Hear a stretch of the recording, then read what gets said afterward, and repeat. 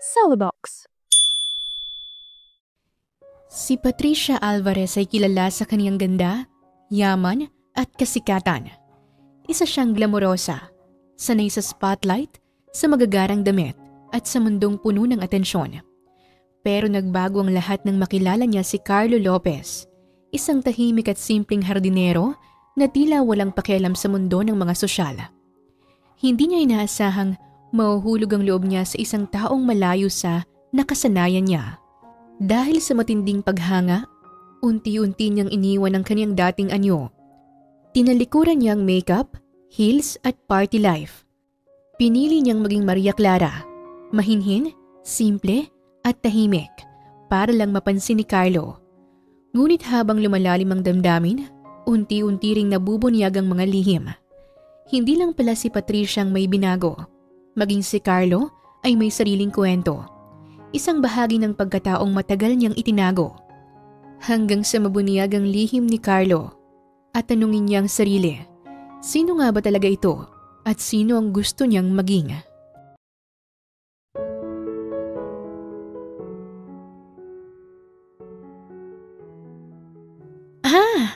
Anong oras na ba? Tanghali na ba? Sobrang sakit ng ulo ko. Never again. Hindi na ako iinom. As in never, hindi na talaga. Bakit ba ako pumayag na uminom pa kagabi? Akala ko isang shot lang. Isa lang daw pero inabot ng umaga.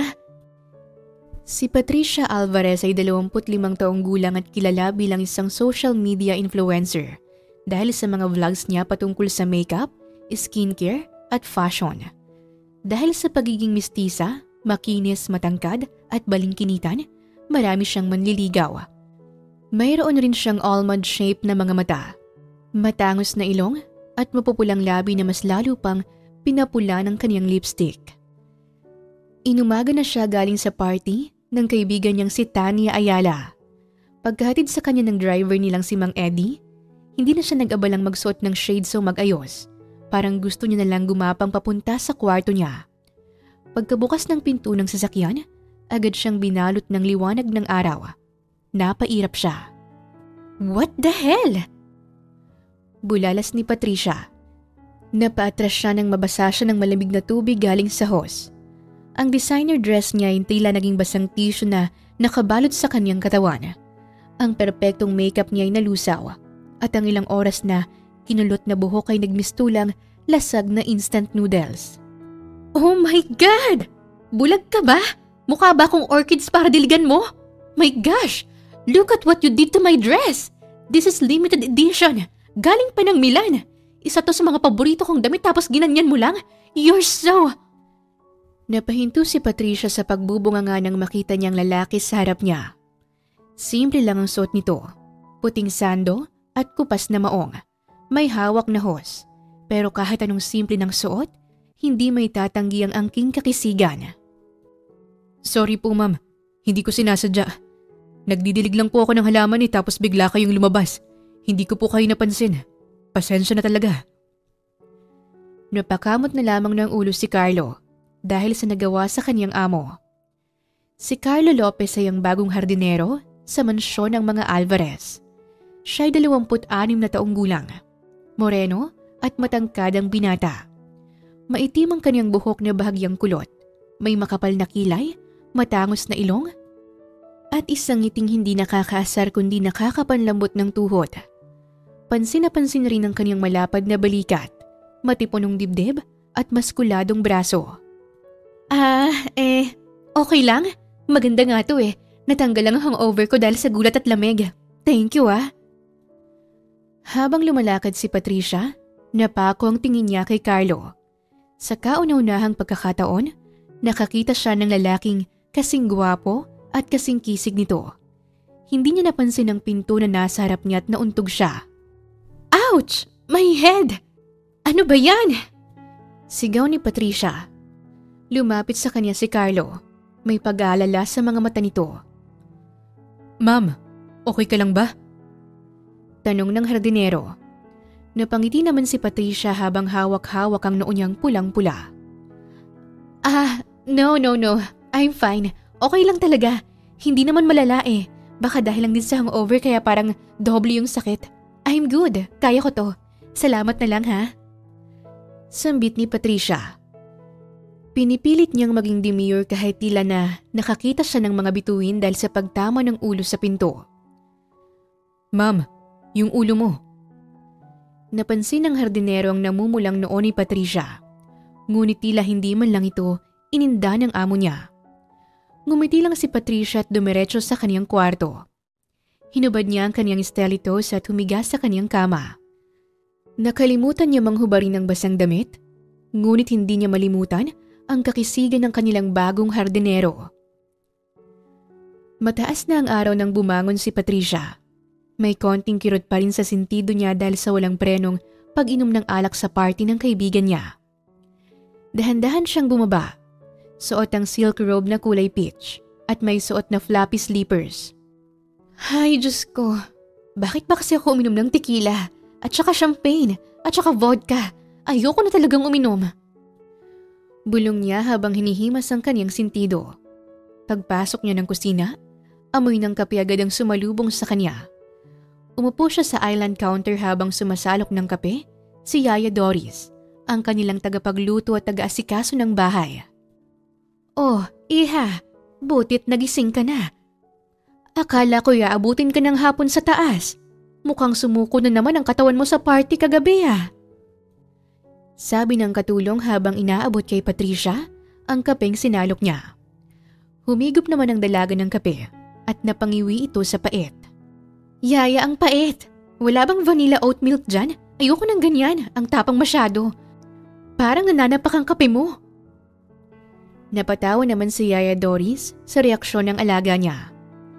Si Yaya Doris ay 55 taong gulang na. Halos 2 dekada na rin siyang nagtatrabaho sa mga Alvarez at siyang nagsilbing yaya ni Patricia. May mga kulubot na sa mukha ang katulong at meron na rin mga puting buhok ngunit malakas pa ang pangangatawan nito. Ay nako, kung gusto mong hindi mapait ang umaga mo, iwas-iwasan mo muna ang pag-inom ng alak. Pagbibiro ni Yaya Doris kay Patricia habang naghuhugas siya ng plato. Nasanay na rin ito sa pagiging kikay at party girl ng kanyang alaga. Napatingin si Patricia sa bintana. Habang hinahagod ng kape ang lalamunan niya, may nahagip ang kaniyang mga mata. Isang lalaking walang suot na pangitaas, pawisan at nagtatabas ng damo sa hardin. Bawat indayog ng kaniyang braso, bawat dampi ng araw sa katawan niya ay parang slow motion sa mata ni Patricia. Napakagat siya sa labi. Yaya, sino yung bagong hardinero natin? Tanong ni Patricia sabay turo gamit ang hinliliit niya sa direksyon ng binatang pinagpapantasyahan niya. Si Carlo, yung bagong hardinero ng mami mo. Nag-apply nung isang araw. Tahimik yan, marespeto, hindi pala salita, pero magaan kasama. Mukhang masipag din. Ayan o, tinatapos na yung buong damuhan mag-isa. Sagot ni Yaya Doris kay Patricia habang abala pa rin sa kanyang ginagawa. Tila nawala naman ang pagkahilo ni Patricia habang nakatanaw kay Carlo. Carlo, ang swerte naman ng mga damo. Gusto ko rin yatang magpatabas. Tumawa lang si Yaya Doris at umiling dahil sa sinabi ng kanyang alaga. Nako anak, huwag mong lokohin yang si Carlo. Mabait yan, tahimik at hindi marunong makipaglandian gaya ng ibang lalaki na nakilala mo sa bar. Napairap lang si Patricia at napalagok ng kape dahil sa sinabi ni Yaya Doris. Si Yaya naman, hindi pa nga ako nagpa-first move, nakikipaglandian agad. I'm just appreciating the nature.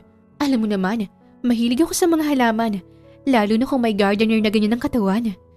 Sabay tingin ulit ni Patricia sa labas.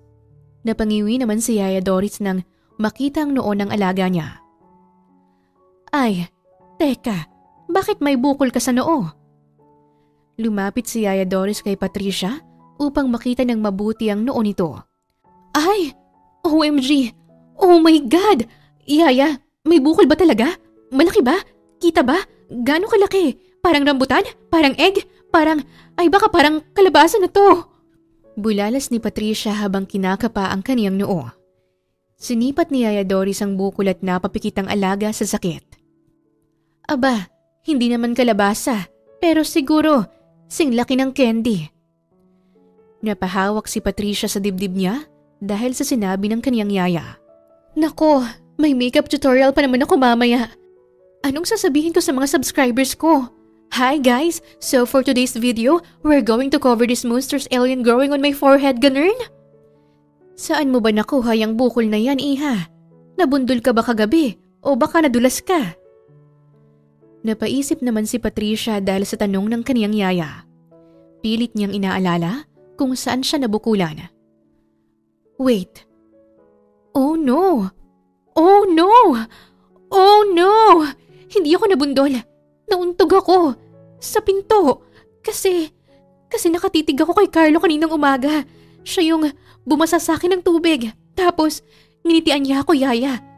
Yung ngiti niya, nakakapanginig ng tuhod. Hindi naman may tago ni Patricia ang kilig habang inaalala ang ngiti ni Carlo. Ay wow! So in short, bumangga ka sa pinto dahil sa abs ng hardinero. Sarkastikong sambit ni Yaya Doris kay Patricia. Yaya, wag mo akong i-judge. Weakness ko talagang charming smiles, and arms, and chest, and jawline. At basta, may connection kami. Malakas, as in my spark. Depensa ng dalaga. Napaisip naman si Yaya Doris. Nagkausap na ba kayo, iha? Parang ang bilis nyo naman kumunik. Mas mabilis pa sa wifi natin dito sa bahay. Tumingin si Patricia sa kisame at napaisip din. Technically, nag-sorry siya. Tapos ako ngumiti. Tapos siya, ngumiti rin. Tapos ako ulit, ngumiti. Tapos, bang! Bukol! Napangiti naman si Yaya Doris. Baka dahil lang yan sa hangover at bukol mo, iha. Kung ano-ano nang naiisip mo. Teka, lagyan natin ng ice pack yung noo mo para hindi mahalata ang bukol mo sa vlog. Nako, Yaya. Gagamit na lang ako ng Miracle Concealer. Ayoko namang mukhang sinapian habang nagtuturo ng wing eyeliner sa camera.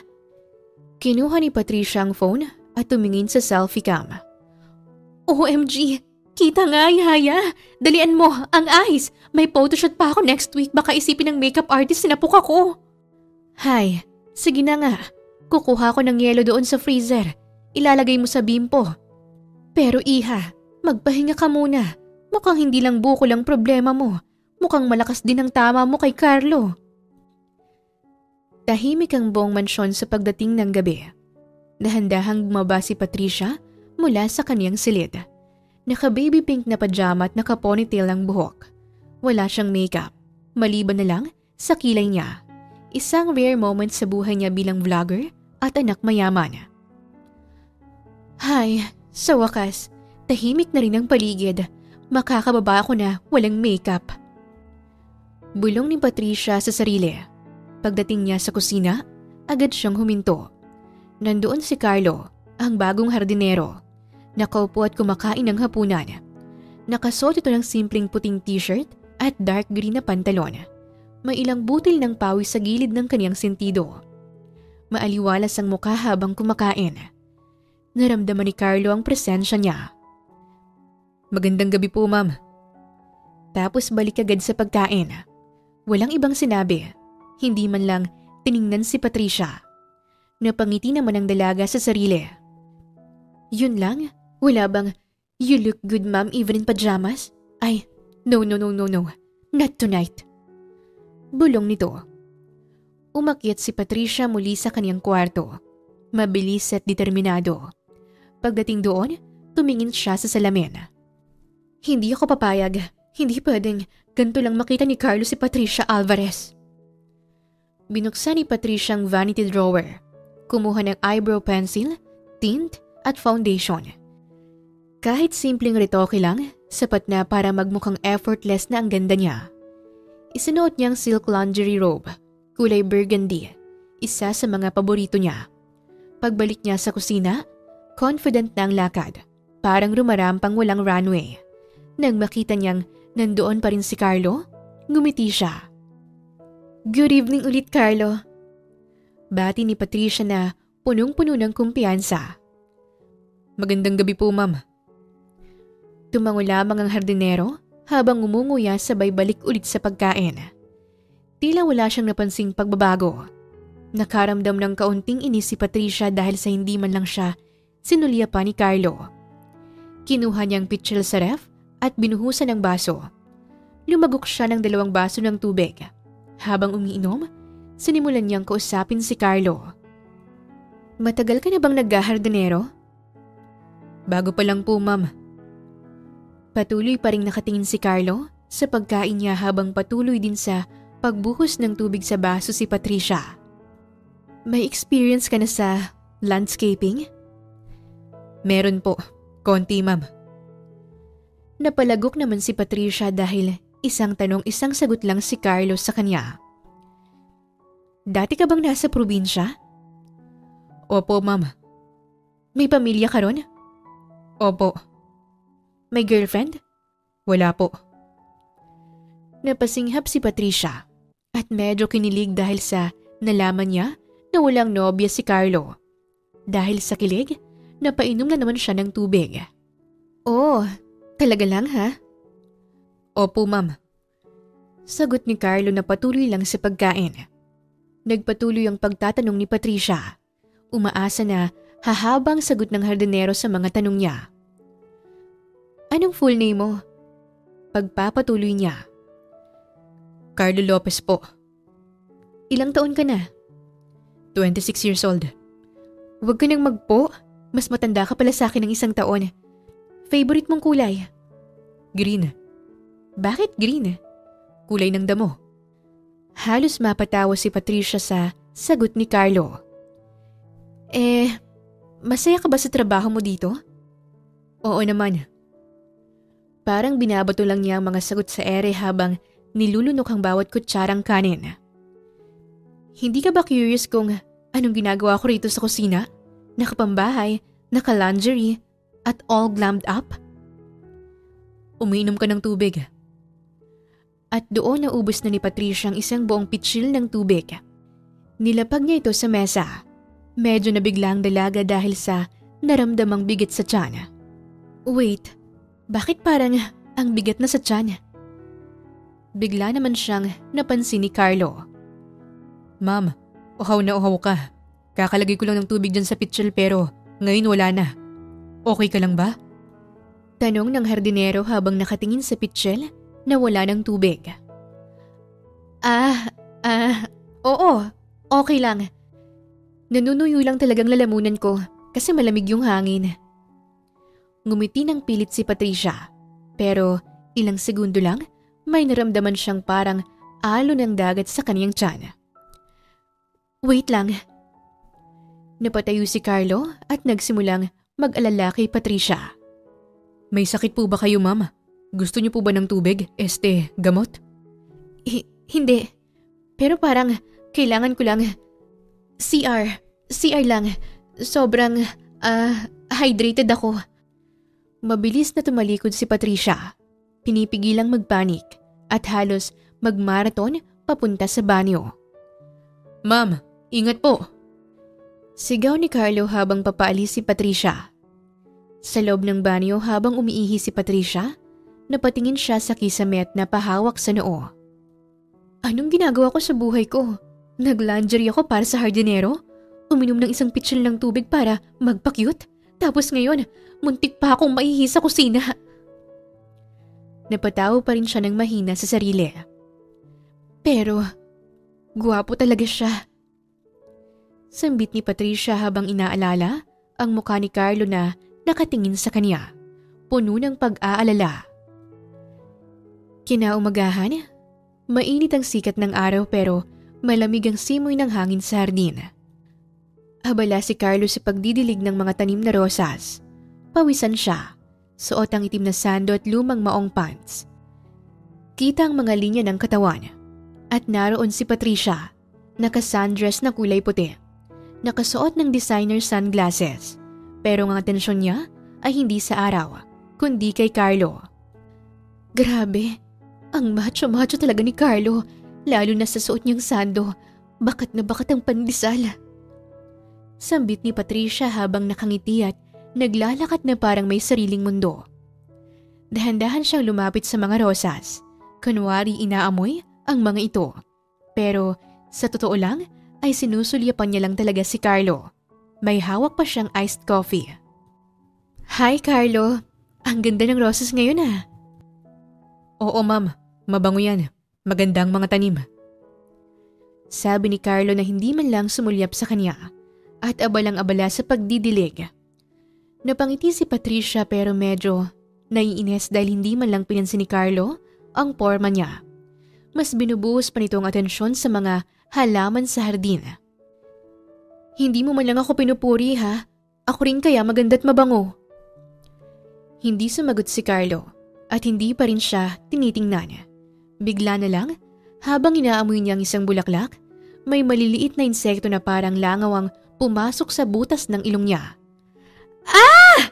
May pumasok sa ilong ko! Carlo! Napatras si Patricia dahil sa sobrang panik. Nabitawan niyang iced coffee at tumilapon ito sa damo. Agad namang lumapit si Carlo. Hawak ang kaniyang tuwalya. Ma'am, sandali lang. Dahan-dahan. Huminga kayo sa bibig niyo. Baka nasa loob pa.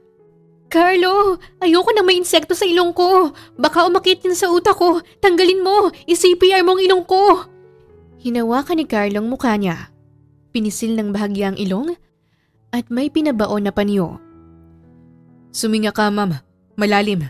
Sa labas dapat ang hangin. Suminga nga si Patricia. At sa wakas, lumabas ang insekto. Tumilapon ito sa lupa at agad namang tinapakan ni Carlo. Okay na ba ako? May nakikita ka pa bang insekto sa butas ng ilong ko? Tinignan ni Carlo ang butas ng ilong ni Patricia. Wala na ma'am, ligtas ka na. Habang hawak pa rin ni Carlo ang mukha niya, eksaktong dumating si Alex, ang ex-boyfriend ni Patricia. Nakatayo sa may gate, halatang galit at naguguluhan. Anong nangyayari rito? Patricia, sino yung lalaking yan? Bakit hawak niyang ilong mo? Bulalas ni Alex. Namumula ang mukha nito sa galit. Nabigla si Patricia. Ngunit sa halip na magpaliwanag, ngumiti siya ng mapang-akit at agad yumakap sa braso ni Carlo. Si Alex Buenaseda ay ang ex-boyfriend ni Patricia. Magkasing edad lang silang dalawa kaya naman nagkasundo sila agad. Ngunit umabot lamang ng kalahating taon ang kanilang relasyon. Mistiso, mapupungay ang mga mata at medyo pahabang matibay na panga ni Alex. Toned at fit rin ang kaniyang katawan, ngunit mas matangkad sa kanya si Carlo. Ah, siya? Siya ang bagong boyfriend ko. Bakit? May problema ka? Ma'am.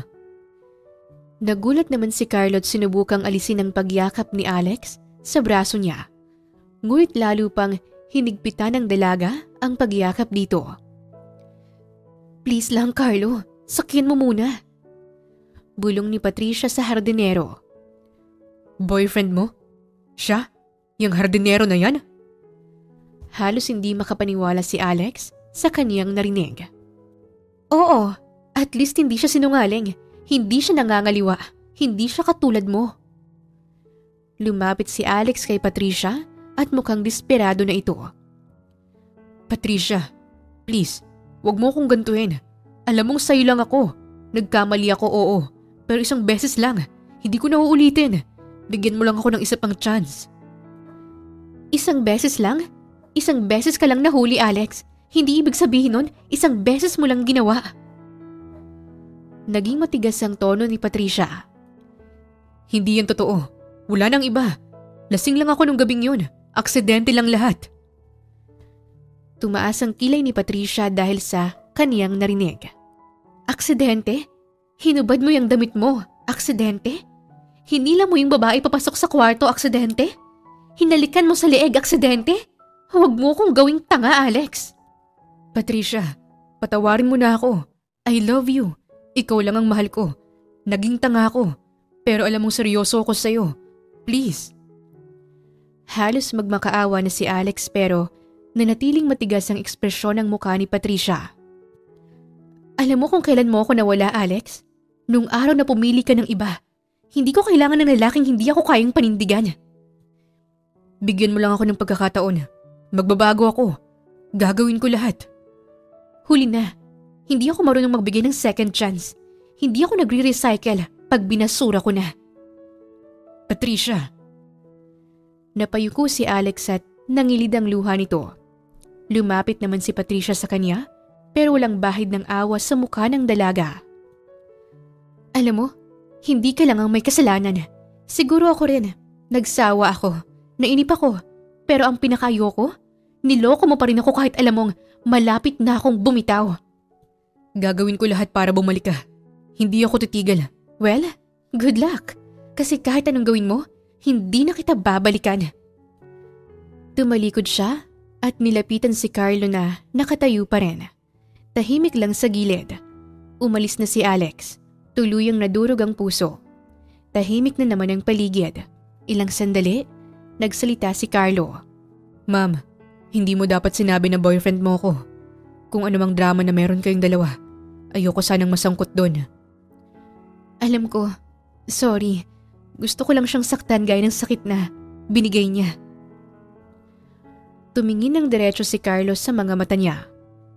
Gusto ko lang sanang linawin sa'yo na kahit hardinero lang ako sa mansyon mo, hindi ako prop sa eksena niyo. Napayuko si Patricia sa sinabi ng binata sa kanya. Hindi ko naman sinasadya. Sana sinabi mo na lang ang totoo sa kanya. Kung ayaw mo na sa kanya, sabihin mo ng diretso. Ipagpapatuloy ko ng ginagawa ko, ma'am. Tumalikod na si Carlo at nagpatuloy sa kanyang ginagawa. Naiwan si Patricia sa gitna ng hardin. Tila'y napagtanto niya sa unang pagkakataon na hindi lahat ng lalaki ay madaling mahuhulog sa kanya. Iba si Carlo sa mga nakilala niya. Kinabukasan, nakaupo si Patricia sa veranda. Tahimik na humihigop ng kape mula sa mamahaling tasa. Suot niyang peach satin robe, may lungkot sa kanyang mga mata. Sa hardin, si Carlo'y abala sa pagwawalis. Walang kamalay-malay sa mga matang kanina pa nakatutok sa kanya. Hindi ba talaga ako sapat para sa kanya? Diyos ko, anong kulang sa akin? Bulong ni Patricia sa sarili. Napabuntong hininga siya. Waring sumusuko na. Lumapit si Yaya Doris. May dalang basket ng mga prutas. Ano yan, iha? Ba't ka nakasimangot? Mukha kang naubusan ng pag-asa sa buhay. Ngumuso naman si Patricia kay Carlo. Yaya, ilang araw ko nang ginagawang lahat para mapansin ako ni Carlo. Pa-cute dito, papansin doon. Wala, deadma. Inilapag ni Yaya Doris ang mga prutas sa mesa at tumabi siya kay Patricia. Dahil laging nasa business travel ang mami ng alaga niya at pumanaw na ang daddy nito, nagsilbi na rin siyang pangalawang magulang ni Patricia. Siyang napagsasabihan ng dalaga sa lahat ng mga problema niya, kahit problema sa buhay pag-ibig. Ay, si Carlo pala ang target mo. Pagbibiro ni Yaya Doris. Sino pa ba, Yaya? Alangan namang si Mang Eddie, ang driver natin. Aba, kung ako sa'yo, hindi ako susuko agad.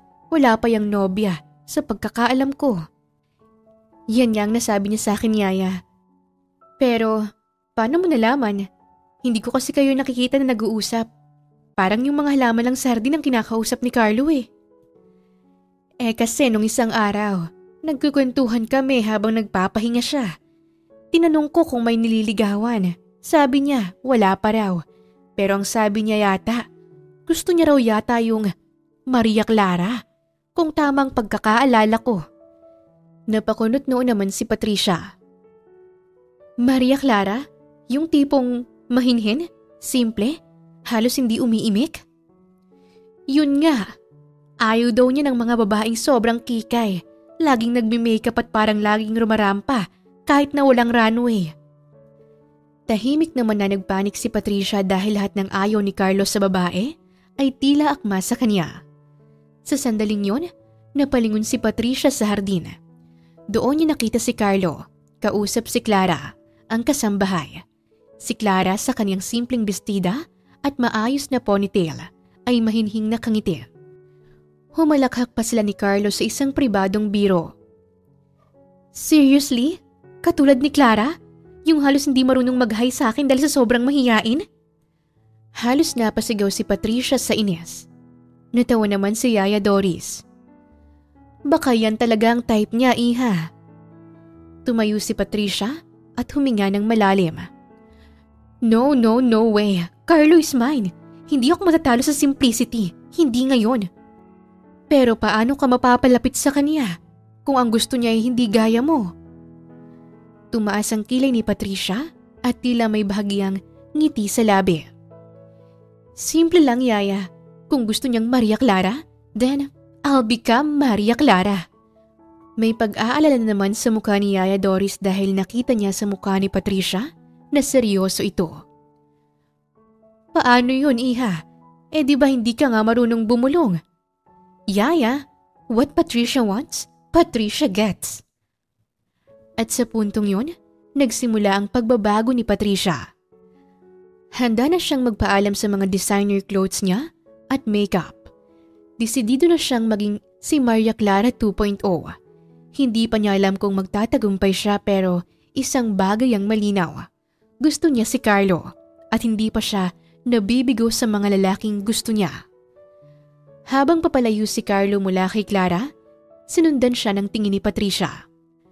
Ngayon, hindi lang yon tingin ng paghanga, kundi ng isang babaeng may planong akitin, suyuin at angkinin ng puso ng lalaking hindi siya pinansin. Kinaumagahan, sa loob ng mansyon, dahan-dahang bumukas ang pinto ng kwarto ni Patricia. Unti-unti siyang lumabas, suot ang simpleng puting sando at cotton pajama. Balot ang ulo ng malaking scarf, may suot na malalaking shades at tila may itinatagong mahalagang sikreto. Habang palapit siya sa kusina, halos itakip niya ang kaniyang kamay sa buong muka. Sa tuwing may kasambahay na dadaan, yumuyuko siya o nagtatago sa likod ng kurtina. Diyos ko, ngayon lang ako lumabas ng kwarto na ganito ang itsura. Kung makita ko ni Carlo, baka akalain niyang may sakit ako. Pero tiis para sa Maria Clara 2.0. Bulong ni Patricia sa kaniyang sarili. Sa kusina, abala si Yaya Doris sa pag-aayos ng almusal. May piniprito siyang toyo habang kumakanta ng lumang kundiman. Bigla siyang napalingon nang may maramdaman siyang presensya sa likod niya. Ay, anak ng kabayo! Sino ka? Sigaw nito nang makita si Patricia. Ako to, Yaya. Si Patricia. Napakunot naman ang noo ni Patricia habang hinuhubad ang kaniyang shades. Nanlaki naman ang mga mata ni Yaya Doris sa nakita niya. Naku po, akala ko multo.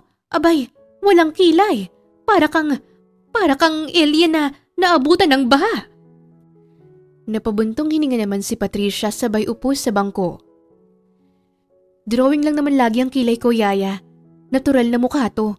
Raw, organic. Napaupo rin si Yaya Doris. Hindi makapaniwala sa nakikita niya. Ni minsan, hindi niya nakita na walang makeup ang alaga niya. Abay, hindi ko nga naisip na may balat palang ilong mo. Sanay ako sa contouring mo eh. Tapos ngayon, wala man lang kulay ang labi mo. Diyos ko, ikaw ba talaga to, Iha? Yes, Yaya, ako to. Pero simula ngayon, hindi na ako si Patricia na kilala mo. Hindi na akong babaeng may eyelash extension, nose contour at highlighter. Napahigop naman si Yaya Doris ng kape kahit na sobrang init pa nito dahil sa pinaggagawa ng alaga niya. Abat bakit naman? Si Carlo, gusto niya ng Maria Clara, hindi ba? Babaeng mahinhin. Simple, hindi mo kang may photoshoot kahit naglalakad lang sa garden. Sabi ni Patricia na tila napatingin sa kawalan. Napanganga naman si Yaya Doris sa kaniyang narinig. Kaya pala palagi kang late magagahan.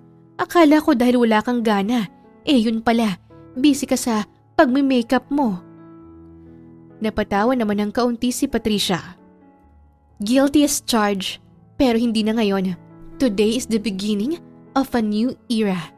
Patricia 2.0 version Maria Clara. Paano yan? Sanay kang magsalita na parang may kaaway lagi. Ngayon kailangan mo nang magtunog kampana ng simbahan. Ngumiti si Patricia na punong-puno ng kumpiyansa. Watch me, Yaya. I can do this. Makalipas ang ilang minuto, matapos makakain ng nilagang itlog at sinangag, lumabas si Patricia patungong hardin. Dahan-dahan ang bawat hakbang. Tuwid ang likod. May hawak na maliit na libro sa panitikan. Ang Noli Me Tangere. Hinugot niya lang ito sa library ng kanyang mami para gawing props. Dumaan siya sa tapat ng halamanan kung saan abala si Carlos sa pagdidilig. May suot itong puting sando at shorts. May pawis sa noo at may hawak na hose. Napatigil ito nang mapansin si Patricia. Kumunot ang noo. Ma'am Patricia? Magandang umaga, Carlo. Mahinhin na sagot ni Patricia. Napatingin naman si Carlos sa mukha niya. May nangyari ba sa'yo? I mean, ibang-iba ka ngayon. Ngumiti lang si Patricia na parang walang nangyayari. Wala naman. Simple lang. Narealize ko lang, mas masarap sa pakiramdam ang pagiging natural. Tumango naman si Carlo habang nakatitig sa kilay ni Patricia na halos wala na. Alam mo, mas maganda ka pala ng walang makeup. Napangiti naman si Patricia sa sinabi ni Carlo. Talaga? Oo, parang mas ikaw, mas totoo. Napabuntong hininga si Patricia. Pinipigilan ng pagtili. Paulit-ulit niyang sinasambit sa sarili niya na siya si Maria Clara 2.0. Tumango si Patricia ng dahan-dahan. Salamat, Carlo. Sana mas makilala mo pa ang totoong ako. Napangiti naman si Carlo. Sure, alam mo, bihira ang babaeng ganyan ngayon. Pati ang pagngiti ni Patricia ay naging mahinhin rin pero ang lakas ng kabog ng puso niya. Gusto niya nang tumambling dahil sa kilig na nararamdaman. I guess, minsan kailangan lang ng tamang dahilan para lumabas ang tunay na sarili. Nagpatuloy si Carlos sa pagdidilig pero paminsan-minsan ay sumusulyap kay Patricia. Si Patricia naman ay dahan-dahang umupo sa isang bench. Binuklat ang librong hawak. Kahit hindi niya naiintindihan ang laman nito. Dumating si Clara, may dalang timba ng tubig at ngumiti kay Carlo. Ngumiti rin si Carlo pabalik at saglit na tinulungan ito sa pagbubuhat. Napatingin naman si Patricia sa kanila.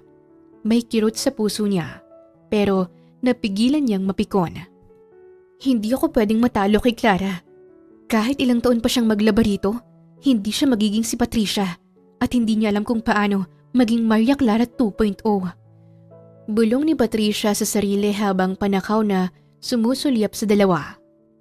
Napatingin sa kanya si Carlo mula sa malayo at muling ngumiti. Tumango si Patricia at ibinalik ang tingin sa kaniyang libro. Pilit iniintindi kung ano ang ibig sabihin ng salitang kinukulapulan. Pero kahit hindi maintindihan ni Patricia ang binabasa niya, may ngiti pa rin sa labi niya dahil napapansin na siya ni Carlo. Ito na ang simula, Carlo. Handa akong talikuran ng eyeshadow, ang lipstick, ang cat eyeliner. Kung kapalit nito ay ang pagtingin mo. Bulong ni Patricia. Isang hapon sa hardin, nakaupo si Patricia sa isang lumang bench na gawa sa kahoy. Suot niyang isang simpleng floral bestida. Naka-ponytail ang buhok, walang makeup, at may hawak na cellphone. Halatang pagkainip at pagkadismaya sa muka. 3 linggo na. 3 linggo nang walang bagong post. Puro likes na lang ng luma kong video. Halos wala na ring comments. Bumababa na ang reach ko. Bulong ni Patricia sa sarili habang nag-i-scroll sa kaniyang cellphone. Napabuntong hininga siya at huminto sa pag-scroll. Ipinikit niya ang mga mata at itinakip ang cellphone sa mukha niya. Wala naman akong ibang alam kundi makeup. Lahat ng content ko, unboxing, tutorials.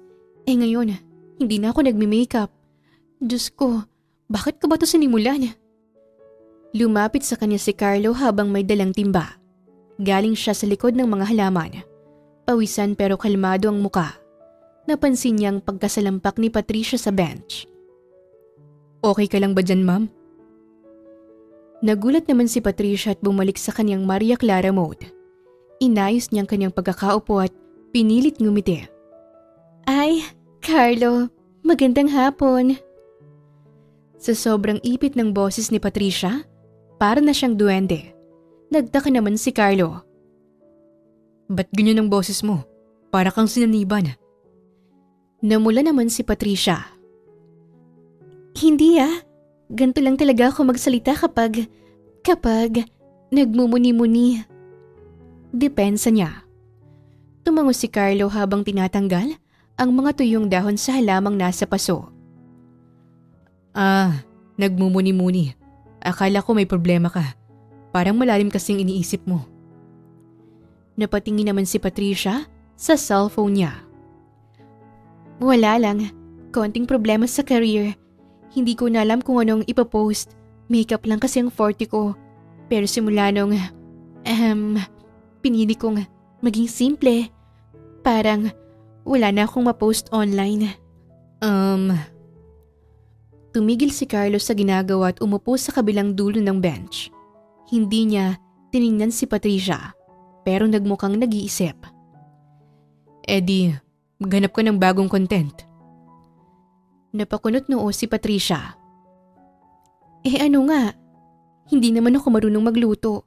Hindi rin ako marunong kumanta. Ayoko namang mag-TikTok dance. Baka mawalang dignidad ko. Napatingin si Carlo sa mga halaman sa hardin. I-video mo kaya tong mga halaman. Yung monstera, malaki na at maganda na. Yung succulent sa kabilang side, pwede mong i-feature. Napatingin naman ang mariin si Patricia kay Carlo. Nagtataka kung seryoso na ito. So, gusto mong gawin akong plantita? Kung makakatulong sa'yo, bakit hindi? Napatingin naman si Patricia sa camera ng phone niya at napangiti. Sige, gagawin ko na to for content. Pero ang nasa isip niya ay mas magiging madalas ang pagpunta niya sa hardin kung dito siya gagawa ng content. At mas mapapadalas ang pagkikita nila ni Carlo. Ginawa ni Patricia ang plano niya at naging matagumpay naman ito. Pagkalipas ng ilang araw, dali-dali siyang pumunta kay Carlo dala-dala ang magandang balita. Carlo! Nag-viral yung video na in-upload ko. Akala ko sa makeup lang ako mag-viral. Pati sa pagpaplantita rin pala. Abala naman sa pagdidilig si Carlo, kaya hindi niya maunawaan ang sinasabi ni Patricia. Yung video ko nung isang araw, yung pinayo mong content, yung halaman, yung mga padilig na may slow-mo, Carlo, ang daming nanood. Gaano karami? As in, mga 120,000 views in 2 days lang. May mga nag-comment pa na ang ganda raw ng boses ko habang nagsasalita. Sinisipon pa ako noon. Di ayos, bagay sa'yo. Tahimik lang, hindi na kailangang sumigaw. Natawa naman si Patricia sa sinabi ni Carlo. Oo nga parang hindi na ako yung dating content creator na bungisngis. Ngayon, soft-spoken na ako. Parang Maria Clara na may paso. At least, hindi mo na kailangang mag-ayos ng 2 oras sa kwarto para lang sa videos mo. Alam mo ba, dati hindi ako lalabas ng kwarto na walang kilay. As in, kahit si Yaya Doris hindi ako nagpapakita ng walang drawing. Ngayon, tingnan mo, wala. Hubad na hubad ang mukha ko, pero ang daming likes. Mas gusto siguro nilang makita kang totoo. Hindi ko inakala na magiging successful ako ng ganito. Walang makeup, walang lighting, walang script. Basta lang ako. Halaman na tong bench na to. Simple lang naman talaga minsan ang kailangan. Tumitig naman si Patricia sa cellphone niya at naging seryoso ang mukha nito. Ang daming nagsasabi sa comment section, "Ate, okay ka lang po?" Kasi nga, iba raw ang aura ko. Sabi ko, oo naman, hindi lang ako yung dati. Baka nga mas okay ako ngayon. Yun ang importante. Napatingin naman si Patricia kay Carlo. Carlo, salamat ha. Kung hindi mo ko pinayuhang gumawa ng mga content sa mga halaman, baka hanggang ngayon nasa kwarto pa rin ako. Pinoproblema kung anong bagong look ang gagawin ko. Wala yun. Sabi mo kasi, wala ka nang maisip di, tinuro ko kung anong nandito lang. Kaso, ang dami ring nagtatanong kung saan na raw ang kilay ko. Napangiti si Carlo. Sabihin mong namamahinga o nag-resign. Isang hapon sa loob ng mansyon, nakahiga si Patricia sa sofa. Naka-oversize shirt at short. Walang makeup. May hawak siyang noli me tangere at nakangiti habang nagbabasa. Hala Maria Clara, ang landi mo rin pala minsan. Pero cute kayo ni Ibarra, promise. Pagtawa ng dalaga habang nagbabasa. Nagpipigil siya ng kilig. Pero kita sa mukha niya na parang naiisip niya si Carlo habang binabasa. Biglang bumukas ang pinto. Pumasok sina Zuzi at Cristel. Parehong glam, fresh from party. May milk tea sa kamay at shade sa ulo. Silang mga kaibigan ni Patricia. Hoy Patricia, buhay ka pa? Anong nangyayari sa'yo ha? Bulalas ni Suzy sa kaibigan. Takang-taka sa itsura nito. Te, as in ikaw ba yan? Wala kang makeup? May sakit ka ba? Tanong ni Cristel habang tinititigan ng husto si Patricia. Wala no, okay lang ako. Nagbabasa lang. May masama ba doon? Napatitig naman si Suzy sa binabasa ng kaibigan niya. Halos mapanganga siya sa gulat. Nagbabasa? Ng libro? Noli me tangere pa talaga? Wait, what? Noli me tangere? Patricia, seryoso? I mean, kaya mong basahin niya nang hindi inaantok? Te, ikaw ba to? Kasi yung kilala kong Patricia, mas busy pa sa makeup tutorial kaysa sa pagbabasa ng old school na libro. Pagbibiro ni Cristel, pinipigilan ang pagtawa. Guys, seryoso, ang sarap palang magbasa pag walang istorbo, tahimik lang, walang ingay, walang pressure. Paliwanag ni Patricia. Ay wow, ikaw nang tahimik. Dati-rati ikaw pang nagyayaya ng party, ngayon hindi ka na lumalabas. Sabi ni Suzy. Baka nagbago na talaga ako. Priorities, you know. Hindi na ako ganun ka-excited sa ingay, sa crowd, sa attention. Mas gusto ko na ngayon yung simple, yung totoo. Depensa ni Patricia. Simple? O baka naman may lalaki? Aminin mo na te, iba yung aura mo yung tipong in love. Tumaas ang kilay ni Cristel, handang gisahin si Patricia. Si Carlo no, yung hardinero. Pag-uusisa ni Suzy. Oo, siya. Teka, paano niyo nalaman? Sinong nagchismis sa inyo? Nagtaka naman si Patricia kung paano nalaman ng dalawang patungkol kay Carlo. Grabe ka te, totoo pala yung chismis ni Alex?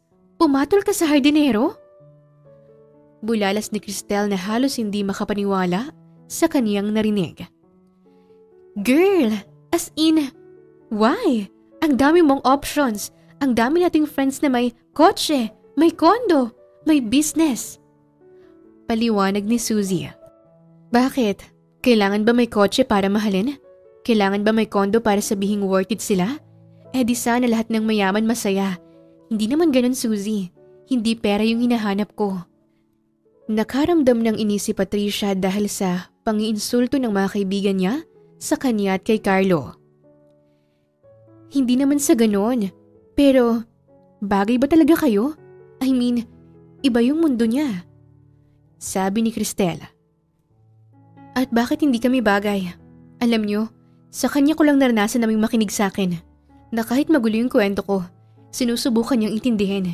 At higit sa lahat, pagkasama ko siya, hindi ko kailangan magsuot ng maskara. Hindi ko kailangan maging perpekto. Tumaas na ang boses ni Patricia at nagkaroon ng tensyon sa loob ng mansyon. Pero Patricia, may image ka. Ang dami mong followers. Brand mo yung glam life. Tapos ngayon, ikaw na si Patricia na walang kilay? Nako, pagtatawanan ka ng ibang mga friends natin. Ani ni Suzy. Ano ngayon kung simple? Kayo lang bang pwedeng mamili ng gusto nyo? Ako, pinili ko yung nagpapasaya sa akin. Hindi na napigilan ni Patricia na sumabog dahil sa inis na nararamdaman sa kaniyang mga kaibigan. Hindi niya akalain na huhusgahan siya ng mga ito. Baka naman na-fall ka lang kasi mabait siya. Pero isipin mo rin te, hindi to fairy tale. Real life to. Sambit ni Cristel na naiinis na rin. Alam ko, pero sa totoo lang, mas okay na ako ngayon kaysa dati. Hindi ko na kailangang i-please lahat. Hindi na ako pagod kakapanggap. Naging matalim ang mga salita na lumabas sa bibig ni Patricia. So, kami, fake friends na? Namula si Susie dahil sa galit. Hindi, pero kung pupunta lang kayo rito para laitin si Carlo at pangaralan ako kung sinong karapat-dapat para sa akin, baka kailangan muna nating magpahinga bilang magkaibigan. Natahimik ang dalawa dahil sa sinabi ni Patricia. Napatingin sina Susie at Cristel sa isa't isa. Wow, okay. Hindi kami sanay sa ganyang Patricia. Sagot ni Cristel. Iba ka na nga. Dagdag ni Susie. Siguro nga, pero hindi masama yung magbago. Lalo na kung alam mong mas totoo ka sa sarili mo. Naging kalmado si Patricia. May pagsisisi sa mga nabitawan niyang salita sa mga kaibigan. Sige na nga, baka kailangan mo muna ng space. Sabi ni Cristel. Let's go, Cristel. Baka pati tayo pagbasahin niya pa ng no limit tangere niya. Naiinis na bulalas ni Susie. Umalis ang dalawa. Naiwan si Patricia sa sala. Bumuntong hininga siya. Kinuha ulit ang libro. Okay lang. At least ngayon, alam ko na kung sino yung kaya kong tanggapin kahit walang makeup. Bulong ni Patricia sa sarili. Kinagabihan, pumunta si Patricia sa veranda ng mansyon. Umupo siya sa duyan. Suot niya ang oversized hoodie, may kumot sa tuhod. At hawak ang isang lata ng bira. Wala siyang makeup at medyo gulo ang buhok. Nakatingin lang sa madilim na langit. Parang may iniisip. Nahigop na ang kalahati ng beer pero tila wala pa rin siyang gana. Hindi niya napansin na naroon pala si Carlo. Galing ito sa likod ng hardin. May dalang maliit na timba ng mga pinutol na damo. Napatigil ito nang makita si Patricia. Pero hindi agad nagsalita. Saglit niya itong pinanood. Tinapik niya ang kahoy na poste. Bahagyang nagpaparamdam. Ba't nandito ka, Ma'am Patricia? Umiinom ka ba mag-isa? Nagulat naman si Patricia. Napahigpit ang hawak niya sa beer. Tinatago niya ito sa gilid ng katawan. Wala siyang nabasa sa no limit tangere na umiinom ng alak si Maria Clara. Natakot siya na pag mahuli siya ni Carlo na umiinom, baka mawalan ito ng gana at masayang ang effort ni Patricia. Ay, Carlo, akala ko, wala to, iced tea lang. Napangiti naman si Carlo. Iced tea? Sa lata na may bula? Medyo matapang yatang timpla ng iced tea mo. Pagbibiro ni Carlo. Nahihiyang napangiti si Patricia. Okay, fine. Beer. Pero isa lang to, swear. Alam kong hindi bagay pero minsan lang naman. Hindi naman masama yan. Lalo na kung kailangan. Umupo si Carlo sa bakanting monoblock chair sa tabi. Tumingin siya sa beer. May extra ka pa ba? Natawa si Patricia na may halong pagkagulat. Ha? Akala ko hindi ka umiinom. Hindi masyado sa ngayon. Pero dati, madalas din. Kapag malamig ang gabi. Kapag pagod. O kapag may bumabagabag. Inabot ni Patricia ang lata ng beer niya. Oh, tikman mo. Wala na akong extra eh. Kalahati pa lang naman yan. Kinuha ni Carlo ang beer at uminom tapos ibinalik kay Patricia. Nakakamiss rin pala yung lasa ng malamig na beer. Tumingin sa kanya si Patricia. Ikaw ba, Carlo? May bumabagabag ba sa'yo? Ako? Sanay na ako sa gulo ng mundo. Pero ikaw, halatang may iniisip. Bumuntong hininga naman si Patricia. Minsan, kahit surrounded ako ng tao, parang ang lungkot ko pa rin. Kahit madilim ang gabi, pansin ni Carlo ang lungkot sa mga mata ni Patricia. Tulad ngayon? Tulad ngayon. Akala ko, okay na ako. May bagong content, maraming likes, maraming views. Pero kanina, napaisip lang ako. Ang dami kong followers. Pero, ilan ba talaga dyan yung kilala ako? Yung nagmamalasakit? Totoo yan. Minsan kahit isang tao lang na tunay ang concern, sapat na. Kanina, dumalaw sina Suzy at Cristel. Dati kong barkada. Akala ko, namimiss nila ako. Pero, ang una nilang tanong, may sakit ka ba? Kasi raw hindi na ako nagmi-makeup. Wala na raw akong kilay.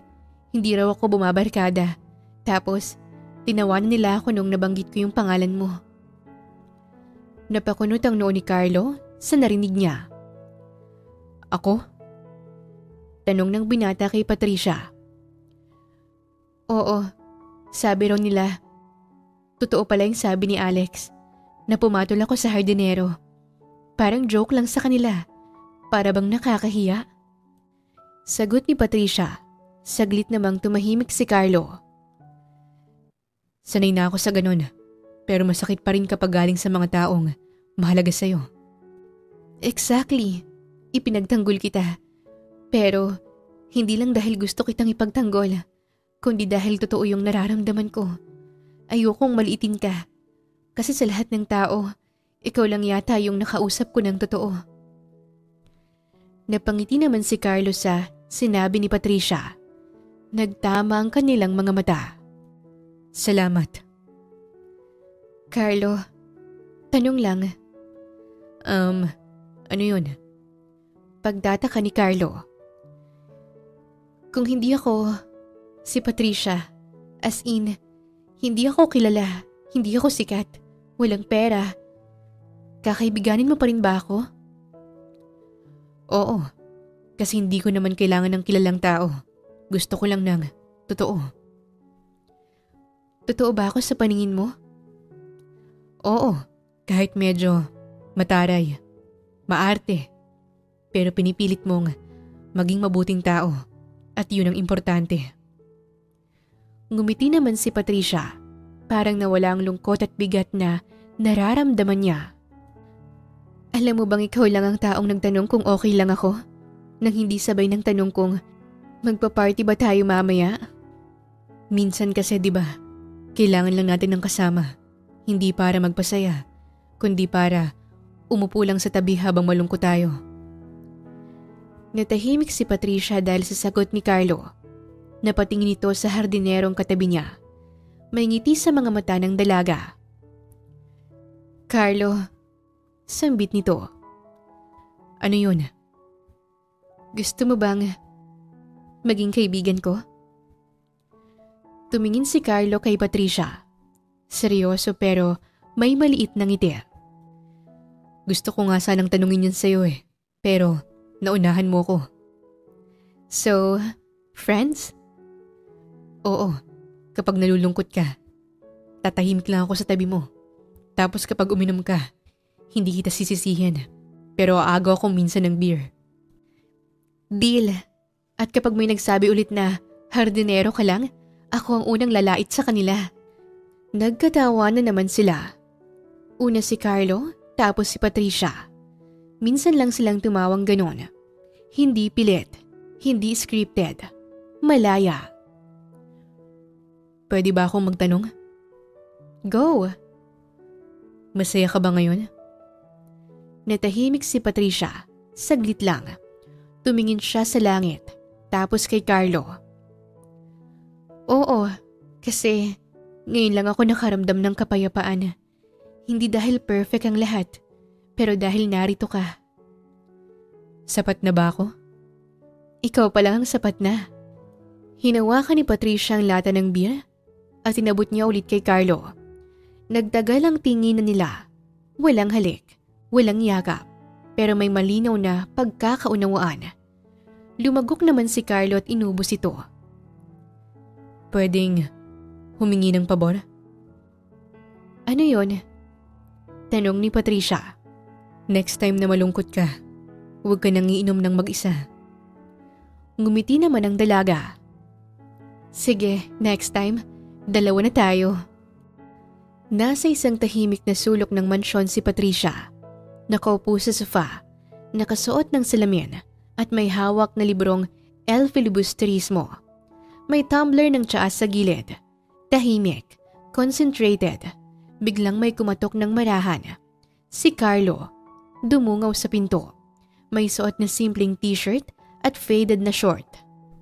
Ma'am Patricia, o Patricia na lang. Mukha ka nang hindi nasisinaga ng araw. Ang ganda kasi ng librong binabasa ko. Napatingin naman siya sa bintana at naisip niya na matagal na siyang hindi nakakalabas. Pero, okay fine. Tama ka nga, Carlo.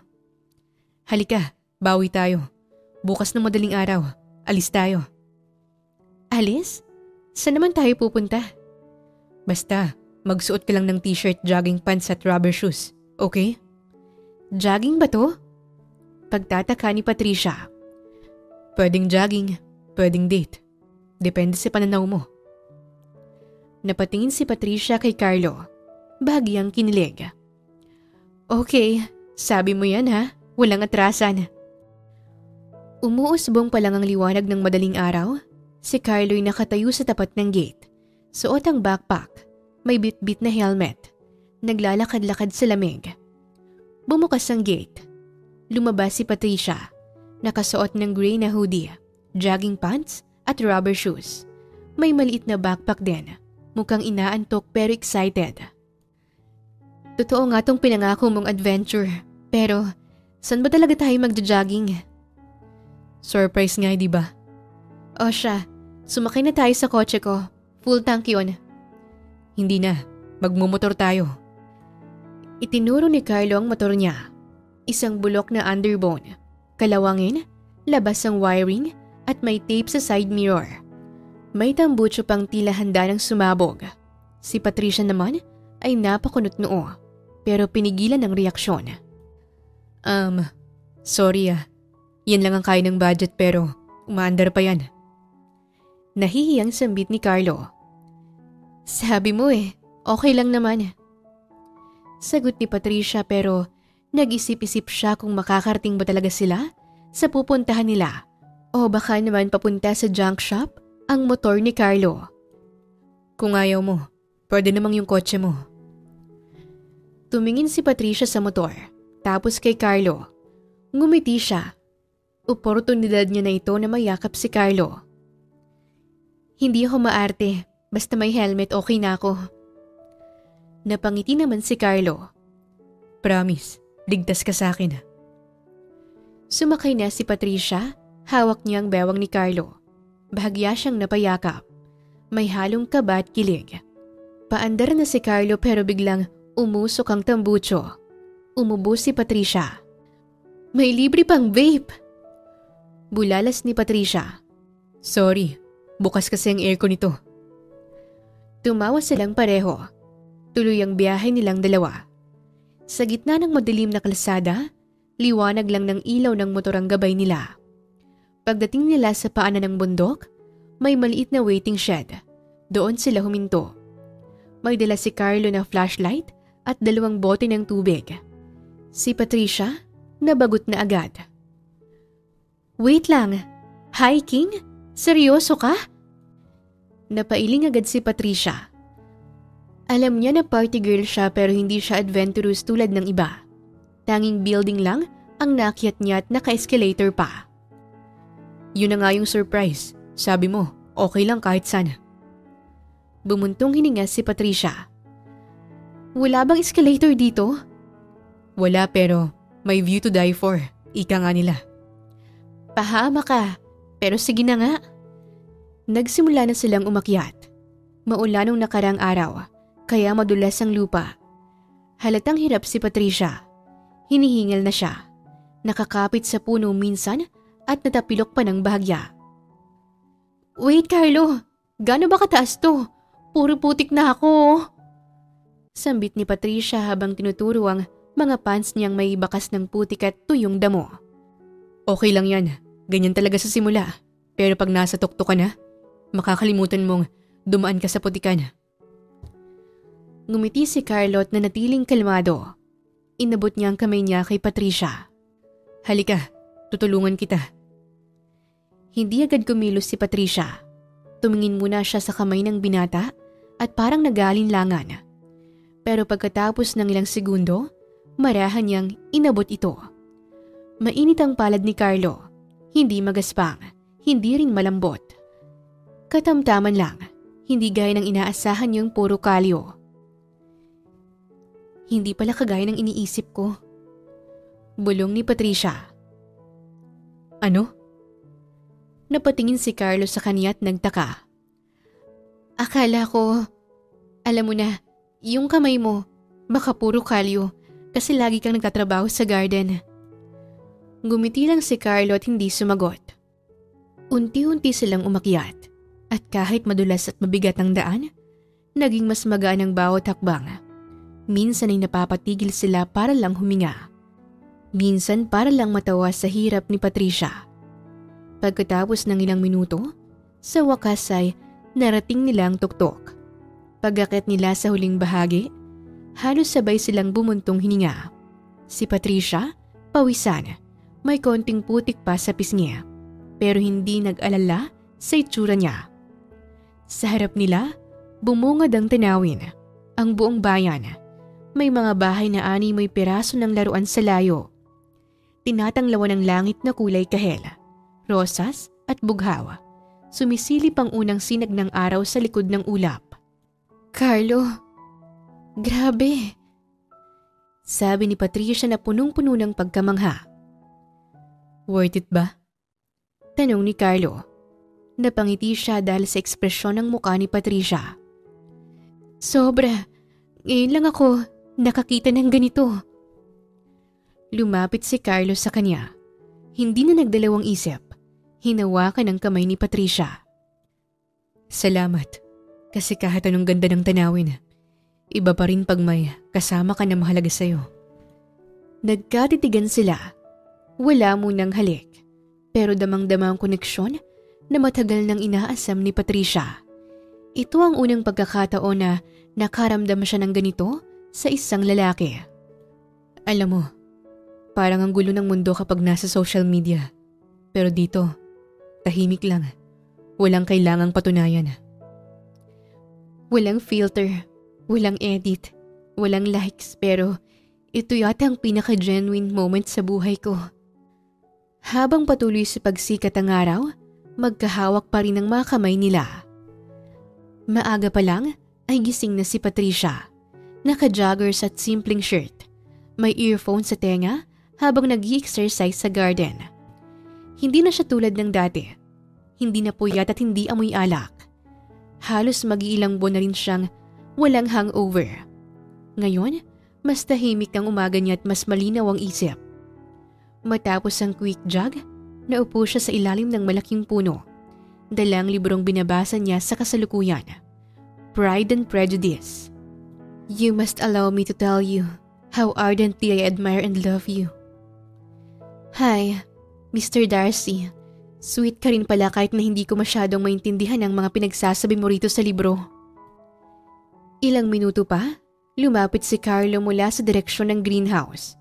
May dalang tray ng halamang namumulaklak. Ang aga mo namang bumaba dyan sa libro mo. Baka sumobran ng talino mo niyan. Napatingin si Patricia at bahagyang natawa. Gusto ko munang magpahinga sa social media. At least dito sa libro, wala kang mababasang hate comments. Walang nagtatanong kung saan ang kilay at kung pumasok na raw ba ako sa kumbento dahil wala ng makeup tong mukha ko. Kaya nga ako, mas minamabuti kong ubusin ng oras sa ibang bagay kaysa sa paghawak ng cellphone. May cellphone ka pala? Patingin nga para ma-add naman kita sa social media account mo. Dinukot ni Carlo ang isang lumang Nokia 3210 sa bulsa niya. May rubber band na ang lumang dikipad na cellphone. Napahalakhak si Patricia. Diyos ko, ano ba yan, Carlo? Cellphone o calculator?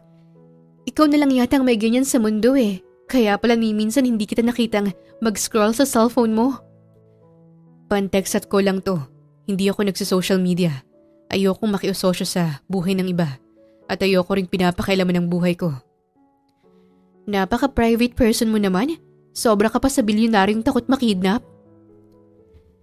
Sa loob ng bahay, si Yaya Doris ay nagmamasid mula sa kitchen window.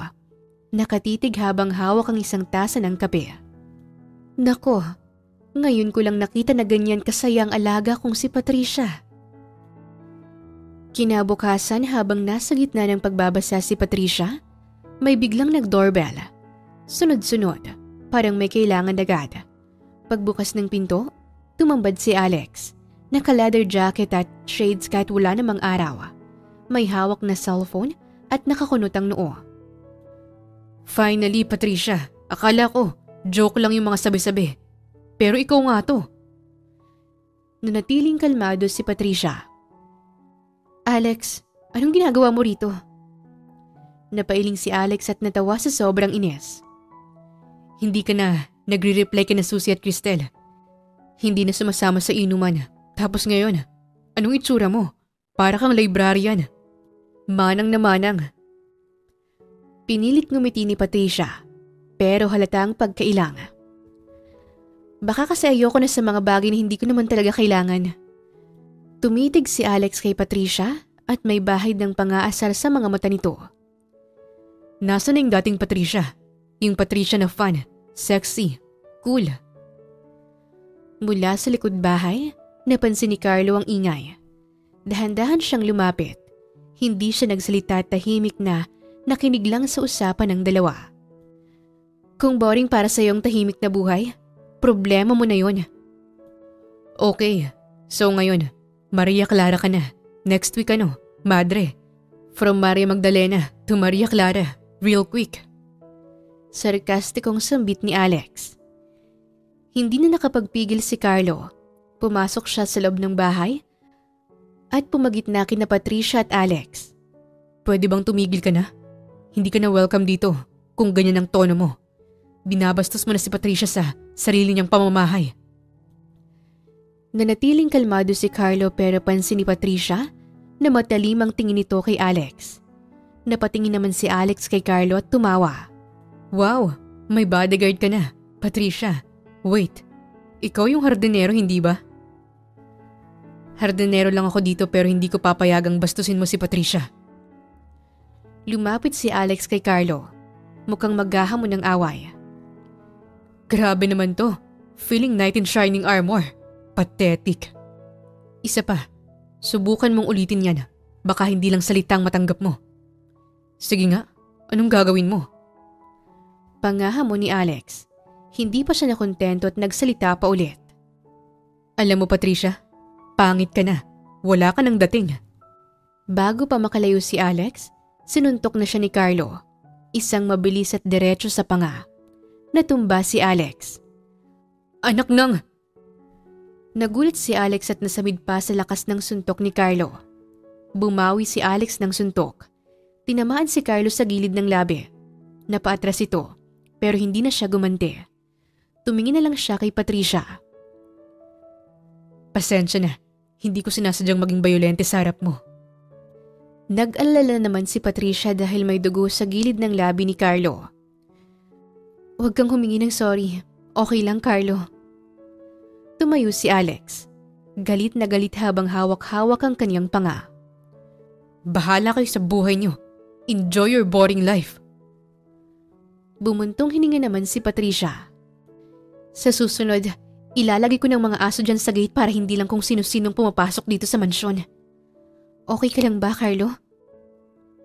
Hinawakan ito ang mukha ng hardinero at tinignan ang sugat nito. Okay lang naman. Sanay na rin ako sa ganito. Napatawa naman si Patricia. Wala sa mukha mong pagiging basagulero. Napakamot ng ulo si Carlo.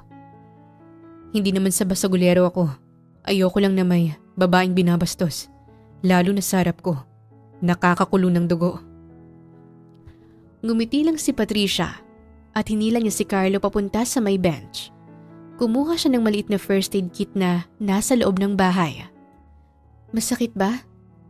Tanong ni Patricia habang nililinis ang sugat ng hardinero. Hindi. Mas masakit pa rin na marinig na sinasabihan ka ng pangit. Buti na lang at hindi na siya lumaban. Kundi baka magpatawag ka ng ambulansya. Napangiti naman si Patricia. Sa unang pagkakataon, may lalaking nagtanggol sa kanya. Dati kailangan niya pang maging Amazona para lang may pagtanggol ang sarili. Pero si Carlo, handa siyang protektahan. Hayaan mo na yon. Bitter lang yung si Alex. Napakunot ng noo si Carlo. Ano bang nagustuhan mo ron? May tsurat mukhang mayaman pero mukhang wala pang napapatunayan. Napangisi si Patricia. Kung ano ako dati, ganun din si Alex. Waldas dito, waldas doon. Inom dito, inom doon. Totoo nga ang sinasabi nila. Pag hindi ka matino, hindi rin matinong tao yung ma-attract mo. Sa ngayon sinusubukan kong maging matino eh. Sana naman yung green flag na ang ma-attract ko. Napasulyap naman si Patricia kay Carlo. Hinihiling na sa pagkakataon na yun, mahulog na rin ang loob sa kanya ng hardinero. Tahimik na naglalakad si Patricia sa loob ng isang kilalang bookstore.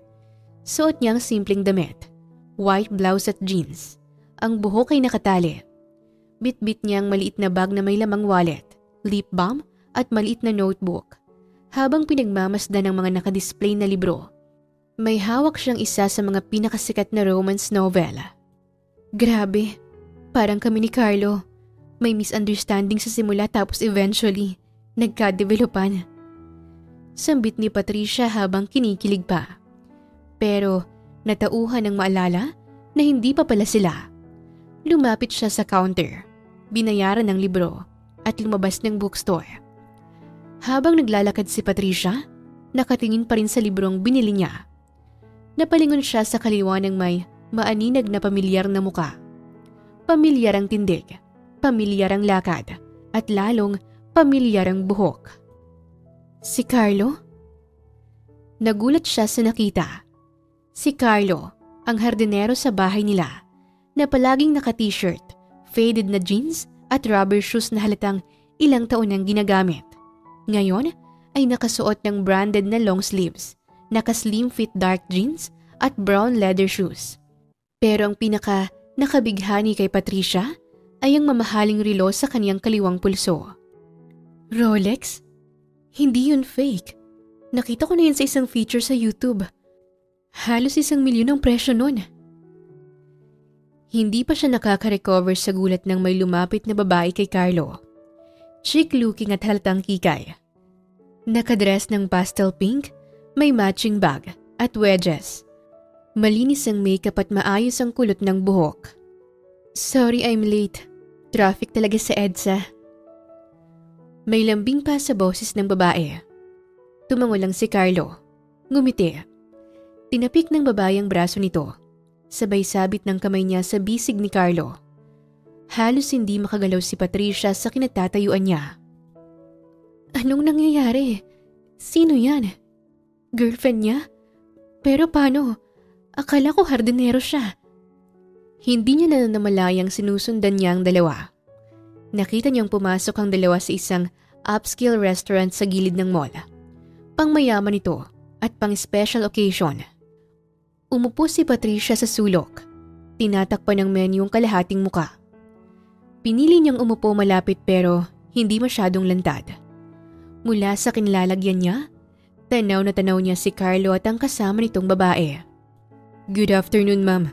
Ready to order? Malumanay na tanong ng waiter. Tubig lang po. Yung malamig na malamig. Isang pitchel kung pwede.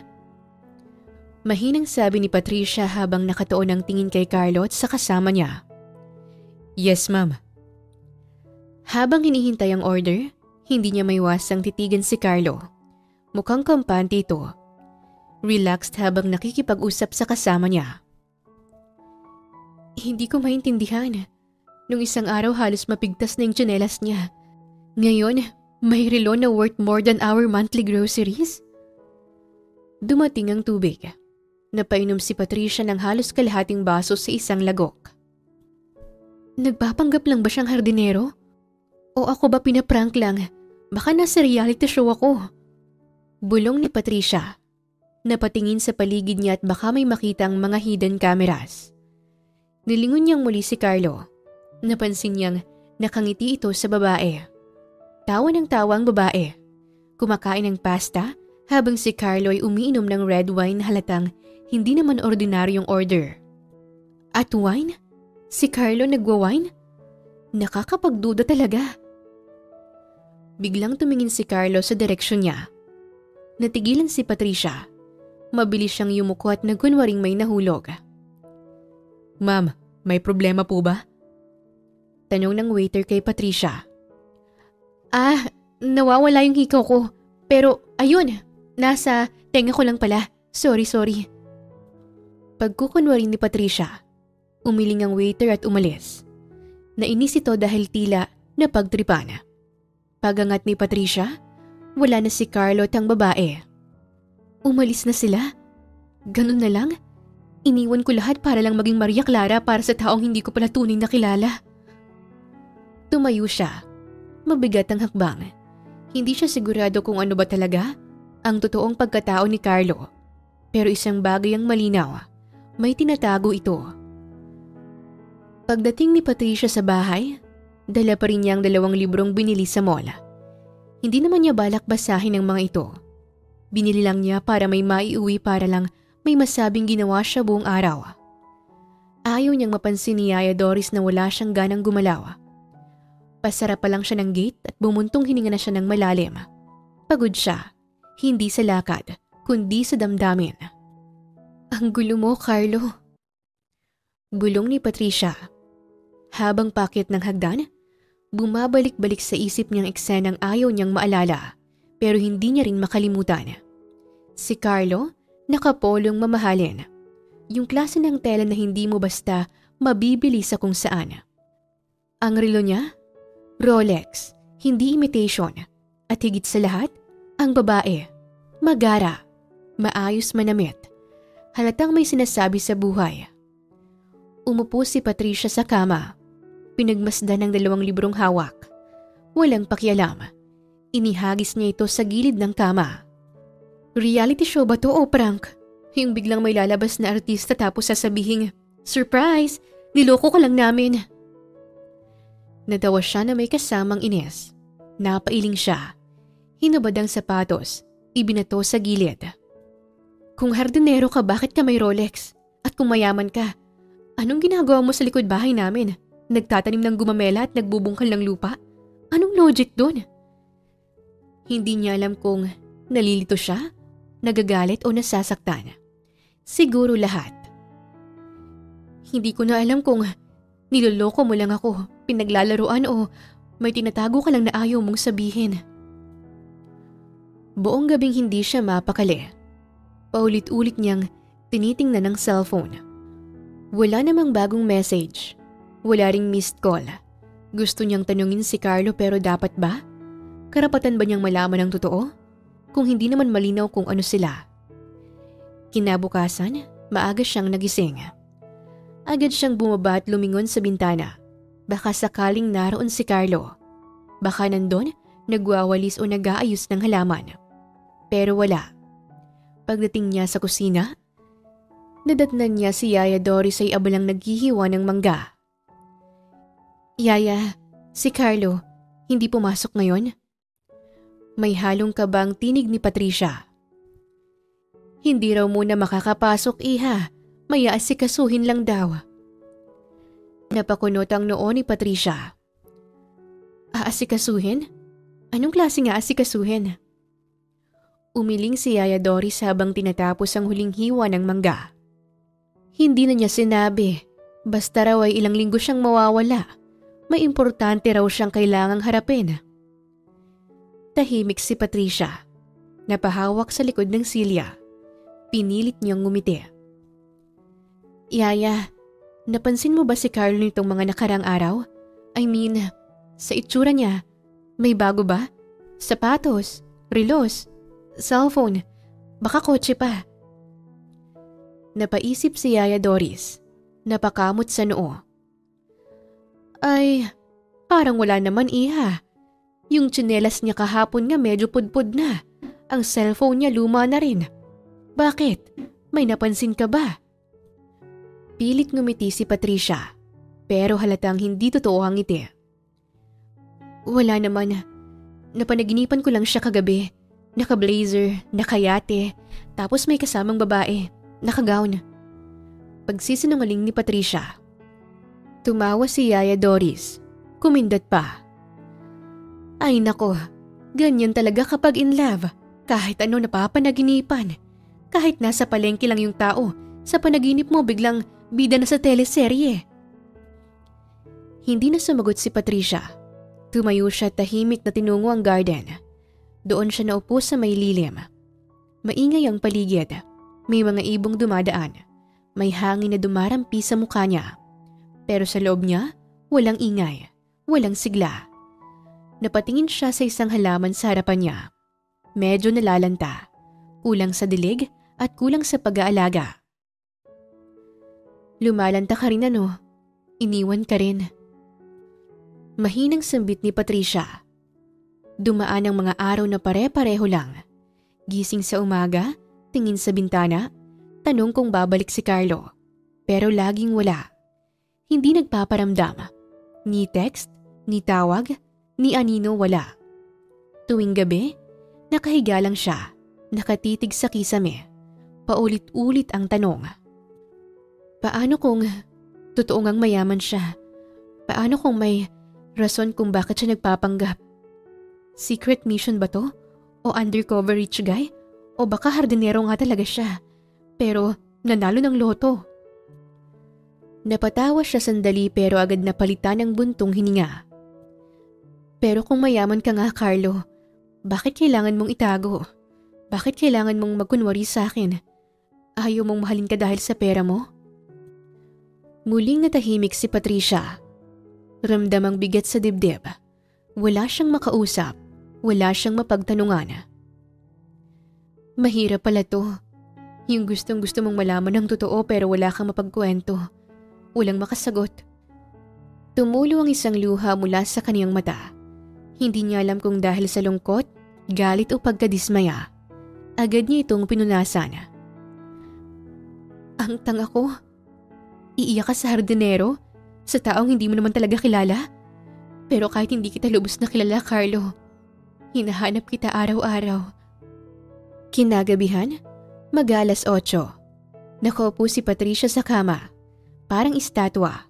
Wala siyang gana kahit sa Netflix. Lahat ng episode ng paborito niyang series parang walang kwenta. Paulit-ulit lang din ang iniisip niya.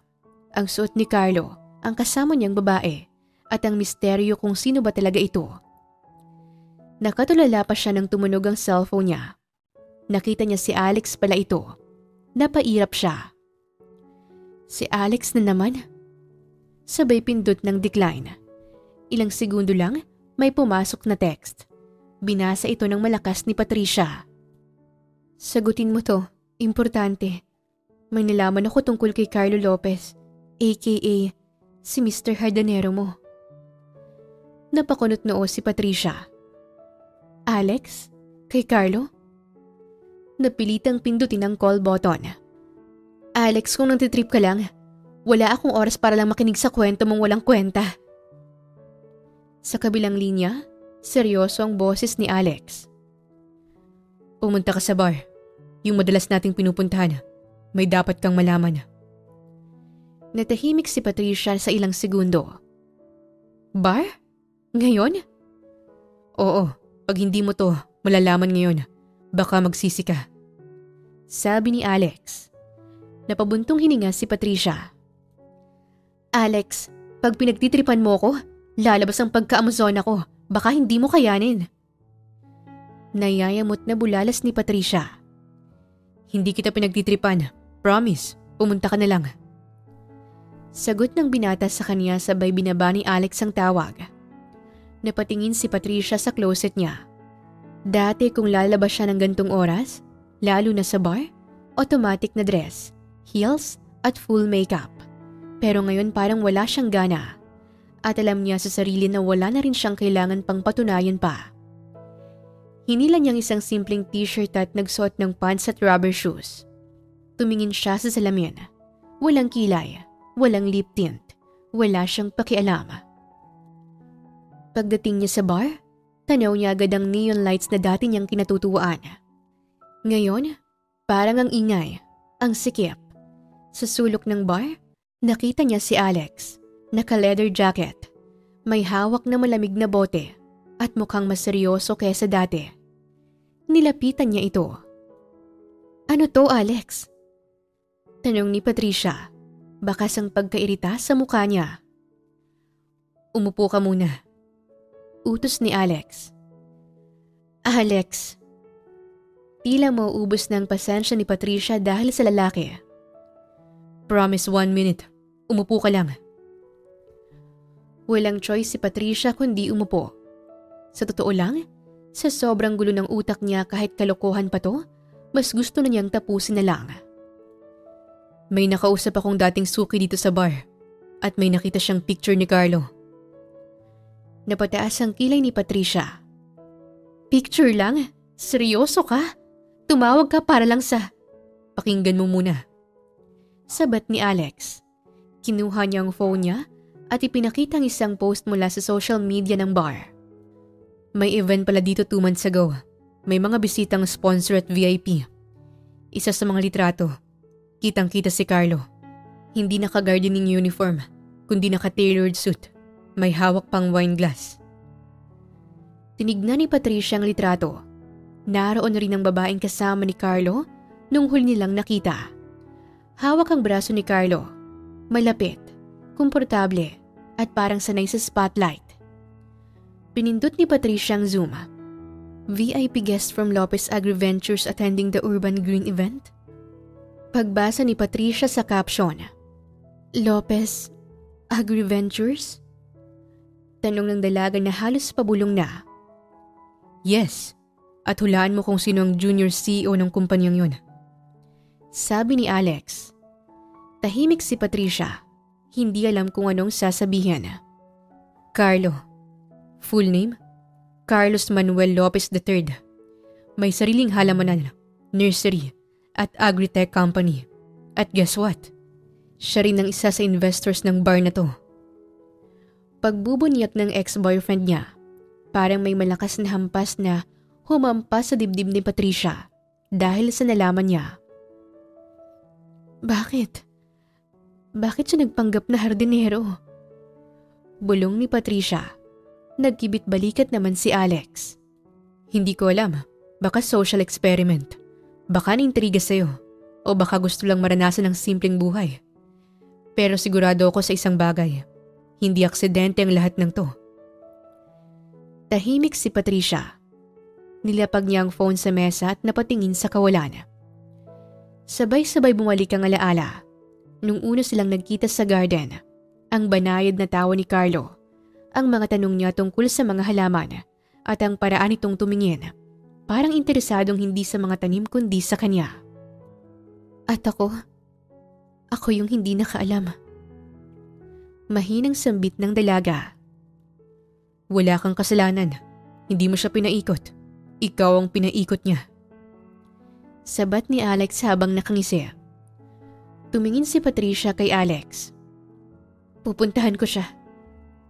Sabi ni Patricia, may galit sa mga mata niya. Paano? Ewan ko kung nasan siya. Sabi naman ni Alex. Hindi ko alam pero hahanapin ko siya. Kailangan kong malaman kung ba't siya nagpanggap na hardinero sa mansyon namin. Pat, kung ako sa'yo, bitawan mo na siya. Tigilan mo na yung paghahanap. Ginulo ka na nga, pahihirapan mo pang sarili mo. Tahimik si Patricia pero hindi dahil sa pagsang-ayon. Pinipigil lang niya ang sarili. I mean, come on. Ilang buwan mo siyang kasama. Tapos ni minsan hindi mo man lang naramdaman na may tinatago siya? Hindi mo ba naisip kung anong klaseng lalaking gagawa niyan? Huminga ng malalim si Patricia. Hindi niya gustong magsalita ng padalos-dalos. Pero ramdam niyang kinukumbinsi siya ni Alex para sa sarili nitong interes. Hindi lang yun, Alex. Hindi lang dahil sa pagtatago niya. Gusto kong malaman kung totoo kahit isang parte ng pinapakita niya sa akin. Sagot ni Patricia. At kung hindi, anong balak mo? Magpapakatanga ka pa rin ba? Tumaas ang boses ni Alex at bakas ang pagkainis sa kaniyang muka.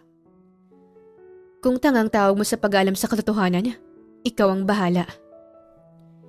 Hindi umimik si Alex. Uminom siya mula sa hawak niyang bote. Alam mo, Pat, matagal na akong nandito. Nung iniwan mo ako, walang araw na hindi ako nagmakaawa sa'yo na ayusin natin, hindi ba? Nangako naman ako sa'yo na hindi na ako magloloko ulit. Ayusin natin dalawa, Pat. At least ako, kilala mo ang totoong pagkatao ko. Alex, huwag mong gamitin ang pagkakataong to para gawin akong utang na loob sa'yo. Hindi ako ganun. Pero gusto mong balikan kita, hindi ba? Tumahimik si Alex. Pasensya na, Alex. Hindi ako babalik sa'yo. Hindi dahil kay Carlo, kundi dahil tapos na tayo. Matagal na. Napailing si Alex. Tumawa ng pilit. Ganun ba? Aalis ka na naman na parang walang namagitan sa ating dalawa? Iniwan na kita noon pa. Ngayon, pinapaalam ko na lang sa'yo ulit. Tumayo si Patricia. Ramdam ni Alex ang bigat ng bawat salitang binitawan niya. Hindi ito galit. Hindi ito panunumbat. Isa itong paalam. Kung lalabas ka ngayon, Pat, wala nang balikan. Wala naman talagang babalikan. Sagot ni Patricia. Tumayo siya. Hindi na nagpaalam. Hindi na naghintay pa ng dagdag na salita mula kay Alex. Hindi niya alam kung saan magsisimula sa paghahanap kay Carlo. Pero alam niyang kailangang marinig niya dito ang dahilan kung bakit nagpanggap siya na hardinero. Hindi na para lang malaman kung mayaman nga ba talaga si Carlo, kundi para malaman ang totoong intensyon niya kay Patricia. Kinaumagahan, buong araw na hinanap ni Patricia ang patungkol kay Carlos sa internet. Pero halos wala siyang mahanap na impormasyon. Wala itong social media account at kahit konti lang ang balita tungkol sa binata, hindi niya alam kung saan niya sisimulan ang paghahanap dito. Hindi niya kaya pang maghintay ng ilang linggo. Kailangan niya na ng sagot. Naisip niyang tanungin si Mike, ang may-ari ng bar kung saan sila laging nagpa-party. Siguradong kilala nito si Carlo. Kinagabihan, mabigat ang hakbang ni Patricia habang papasok sa bar. Hindi dahil sa kaba, kundi dahil sa pagdadalawang isip. Dala ng suot niyang simpleng t-shirt, pants at rubber shoes, ramdam niya ang mga mata ng ibang tao sa paligid. Pagkapasok, agad niyang nakita sina Zuzi at Cristel sa may counter. Nakaupo, nakaporma, may hawak na cocktail, at halatang kanina pa nag-uusap tungkol sa kung sino ang bagong it girl sa lugar. Pagkakita kay Patricia, agad silang nagtinginan at nagtawanan. Ay girl, nagkamali ka yata ng venue. Mukha kang mamamalengke. Ani Suzy sabay turo sa sapatos ni Patricia.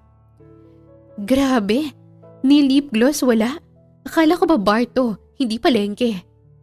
Dagdag pa ni Cristel. Kunwari may awa sa boses pero halatang may halong panlalait. Huminto si Patricia. Tumitig saglit sa kanilang dalawa. Huminga ng malalim. Hindi naman ako nandito para makipag-party sa inyo, girls. Kaya isipin niyo na kung anong gusto niyong isipin. Maghintay lang kayong dalawa sa akin. Akala niyo ba hindi ko nabalitaan kung paano niyo ako sinisira sa mga kaibigan natin? Hindi lang pala kayo fake. Backstabbers din kayo. Tumawa ng pilit si Suzy. Oh, defensive? Ang init naman ng ulo. Hindi ba dapat relax lang? Sayang naman ang gabi kung magpapadala ka ng bad vibes. Ngumisi si Patricia. Alam niyo, Cristel, Suzy, nakakatawa kayo. Kasi kahit ilang layers ng makeup ang ilagay niyo, ang totoo, ang pangit na ugali, lumalabas pa rin. Napakunot ang noo ni Suzy. Si Cristel, umismiyend. Bakit ka nga ba nandito? Wala ka namang kilala dito, di ba? Naiinis na tanong ni Cristel. Actually may hinahanap ako at kung hindi niyo naman ako matutulungan, pwede bang itigom niyo muna yung bibig niyo? Hindi na hinintay ni Patricia ang sagot. Tahimik siyang dumiretso sa loob. Iniwan ang dalawa. Hindi na rin lumaban si Suzy at Cristel. Kilala nila kung paano magalit si Patricia. Madalas ay nagwawala pa ito pag napuno na. Nakita naman ni Patricia si Mike, ang may-ari ng bar. Mike! Tawag ni Patricia. Napalingon ng lalaki. Abalang nagsasaling ng alak. Napataas ang kilay nito nang makita si Patricia. Uy, Patricia, ikaw yan? Aba, ngayon ka lang ulit napadpad dito ah. Inom? Alok nito habang naglalabas ng baso. Umiling si Patricia. Hindi ako nandito para uminom o makiparty. Maitatanong lang ako tungkol kay Carlo. Natigilan si Mike. Tiningnan siya saglit. Parang nag-aalangan. Si Carlo? Anong meron sa kanya? Tanong ni Mike. Nakita ko siya sa isang post. Nakasuit dito. May kasamang babae sa isang event niyo. VIP ba siya rito? Tanong ni Patricia. Napakamot sa batok si Mike. Oo, si Carlo Lopez. Isa siya sa investors dito. Matagal na. Mabait yun. Tahimik pero, oo, may share siya rito. Taga Lopez Agri-Ventures. Bakit? Hindi mo alam? Biglang kumirot ang dibdib ni Patricia. Hindi lang pala event attendee si Carlo. Isa pala siyang may-ari. Investor. Totoo ang sinabi ni Alex sa kanya. Hindi siya agad nakasagot. Parang may namumuong luha sa sulok ng mga mata niya. Pero pinigilan niya ito. Biglang may braso na pumatong sa balikat niya. Lasing na tawang sunod niyang narinig. Nahanap mo na si Prince Charming mo? Boses ni Alex. Lasing na lasing. Amoy alak at pawis. Alex. Mariing bulong ni Patricia. Iniiwas ang balikat sa hawak nito. Pero ayaw siyang tantanan ni Alex. Bakit ba kasi gusto mo pa yung Carlo na yun? Tingnan mo naman ako oh. Loyal ako sa'yo. Lagi kitang iniisip. Sabay subok na halikan si Patricia sa pisngi. Alex, tama na! Sigaw ni Patricia habang tinulak ang lalaki. Pero si Alex sa kalasingan, lalong nangulit. Sige na, Pat. Minsan lang naman.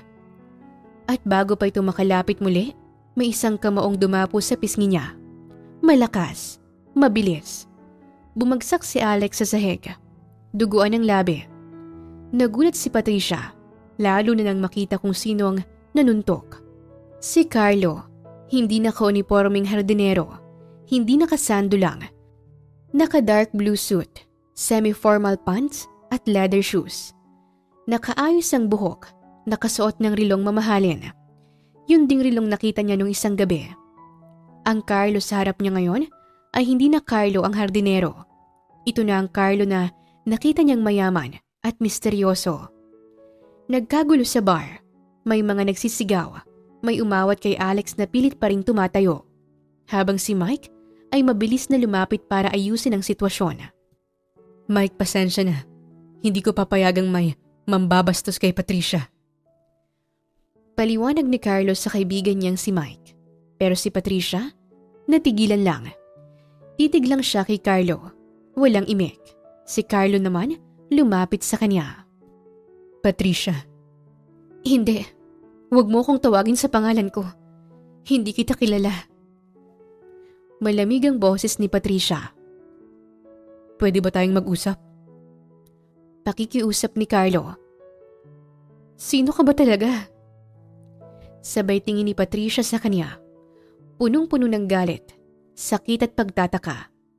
Tahimik si Carlo at hindi agad nakasagot. Hardinero ka ba talaga? Alam mo ba kung gaano kahirap yung pinagdaanan ko kakaisip kong niloloko mo lang ako? Halos manginig ang boses ni Patricia. Pinipigilan ang pag-iyak. Hindi ko intensyon na lokohin ka. Natawa si Patricia, pero walang halong saya. Hindi intensyon? Bilyonaryo ka na nagpanggap na hardinero. Ano bang sinasabi mo na hindi intensyon? Napayuko si Carlo. Akala ko, kung sasabihin ko, magbabago ka. Bakit? Sa tingin mo ba, ganun ako kababaw? Tumulo ang luha sa mata ni Patricia. Hindi niya ito pinunasan at hinayaan niya lang. Hindi makatingin si Carlo. Alam mo kung anong pinakamasakit? Ginusto kita bilang ikaw. Tinanggap kita bilang hardinero. Kahit na hindi ko maintindihan kung bakit iba yung nararamdaman ko. At nung nalaman kong baka mayaman ka pala, hindi ako natuwa. Nagtaka ako. Nalito. Natakot. Patricia. Bakas sa mukha ni Carlo ang pagsisisi.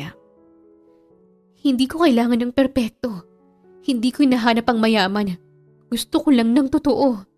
At ngayong alam ko na ang totoo. mas pinili mo pa ring magsinungaling. Tumalikod si Patricia at dali-daling umalis.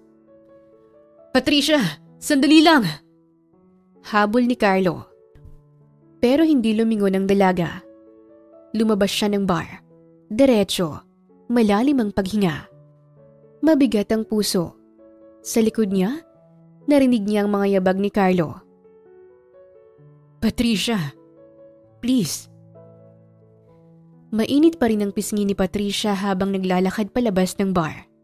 Hindi niya alam kung dahil ba sa inis, hiya, o dahil gusto na lang niyang umiyak. Parang sabay-sabay ang bigat ng dibdib, ng mga tanong, ng sakit. Pero hindi pa siya nakakalayo. Ilang segundo pa lang mula nang lumabas siya, narinig na niya ang boses ni Carlo. Patricia, please pakinggan mo naman ako. May paghingi ng tawad sa tinig ni Carlo habang hinahabol siya. Huminto si Patricia. Hindi siya agad lumingon.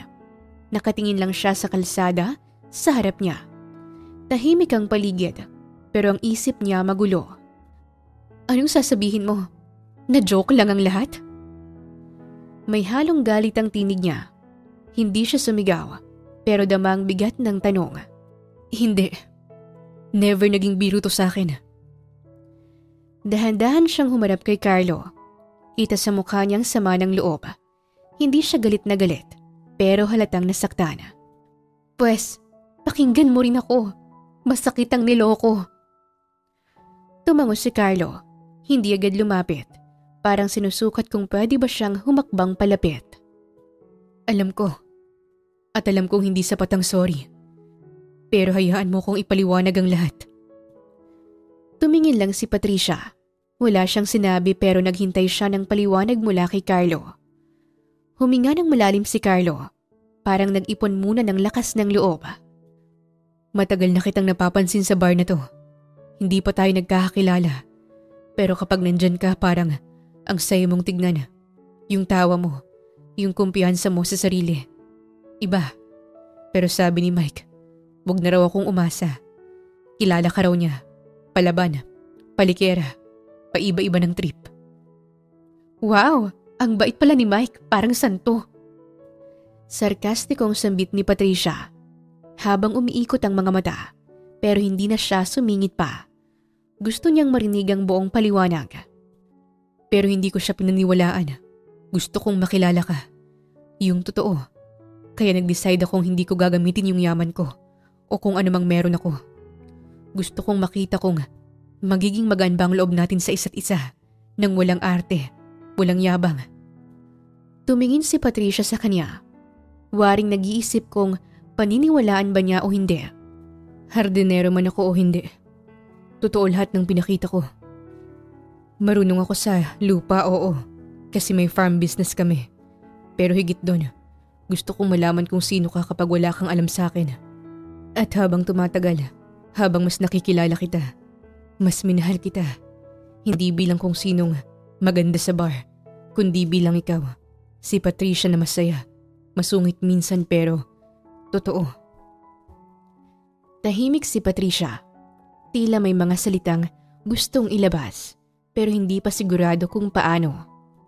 Kung gano'n, bakit mo sinabi kay Yaya Doris na gusto mo ng babaeng Maria Clara? Yung mahinhin, simple, tahimik. Hindi ako yon. Hindi na yun magiging ako. Kaya pala nag-iba ka bigla. Napakamot sa ulo si Carlo. Parang nahuli sa sariling bitag. Hindi ko sinabing gusto kong ikaw ang maging ganun. Naikwento ko lang kay Yaya yung kapatid kong si Leslie. Kikay, mahilig sa pink, pa-cute. Sabi ko minsan nakakamiss din yung mga Maria Clara dati. Yung simple lang, pero hindi yun pamantayan. Hindi yun requirement. Nakwento lang. Napailing si Patricia at napahawak sa sintido. Si Yaya talaga, mahilig mag-edit ng kwento. Tumango si Carlo. Natawa ng bahagya. Kahit palaban ka, kahit diretso magsalita, kahit walang kilay minsan, ikaw ang gusto ko. Wala kang kailangang baguhin. Nag-angat ng tingin si Patricia. Sinuri ang mukha ng binata. Kahit wala akong kilay? Promise, kahit magpakalbo ka pa. Hindi man malakas ang tawa ni Patricia, pero ramdam ang pagluwag ng loob niya. Humupa ang tensyon, pero may isa pa siyang gustong malaman. Sino nga pala yung babaeng kasama mo sa mall? Yung nakita ko nung isang linggo. Si Leslie yun, kapatid ko. Mas kikay pa sa'yo. Mahilig sa pink, sa accessories, sa filters. Pero mabait at malapit sa akin. So totoo ngang magkakasundo kami. Ngumiti si Carlo. Humakbang palapit at hinawakan ang kamay ni Patricia. Hindi kita ipagpapalit. Walang ibang Patricia sa mundo. Hindi agad sumagot si Patricia. Tinitigan niya ang kamay nilang magkahawak, pero ngayon lang siya nakahinga ng malalim ulit. Carlo, hindi madali tong lahat. Yung ginawa mo hindi basta-basta. At kung sa iba ko to narinig, baka hindi ko na to pinakinggan. Pero ikaw yung gumawa. Ikaw din yung nagpaliwanag. Kaya kahit may parte pa ring natatakot, mas malakas pa rin yung parte kong nagmamahal sa'yo. Tahimik si Carlo. Tila ayaw sirain ang sandaling yon. Pinapatawad mo na ba ako?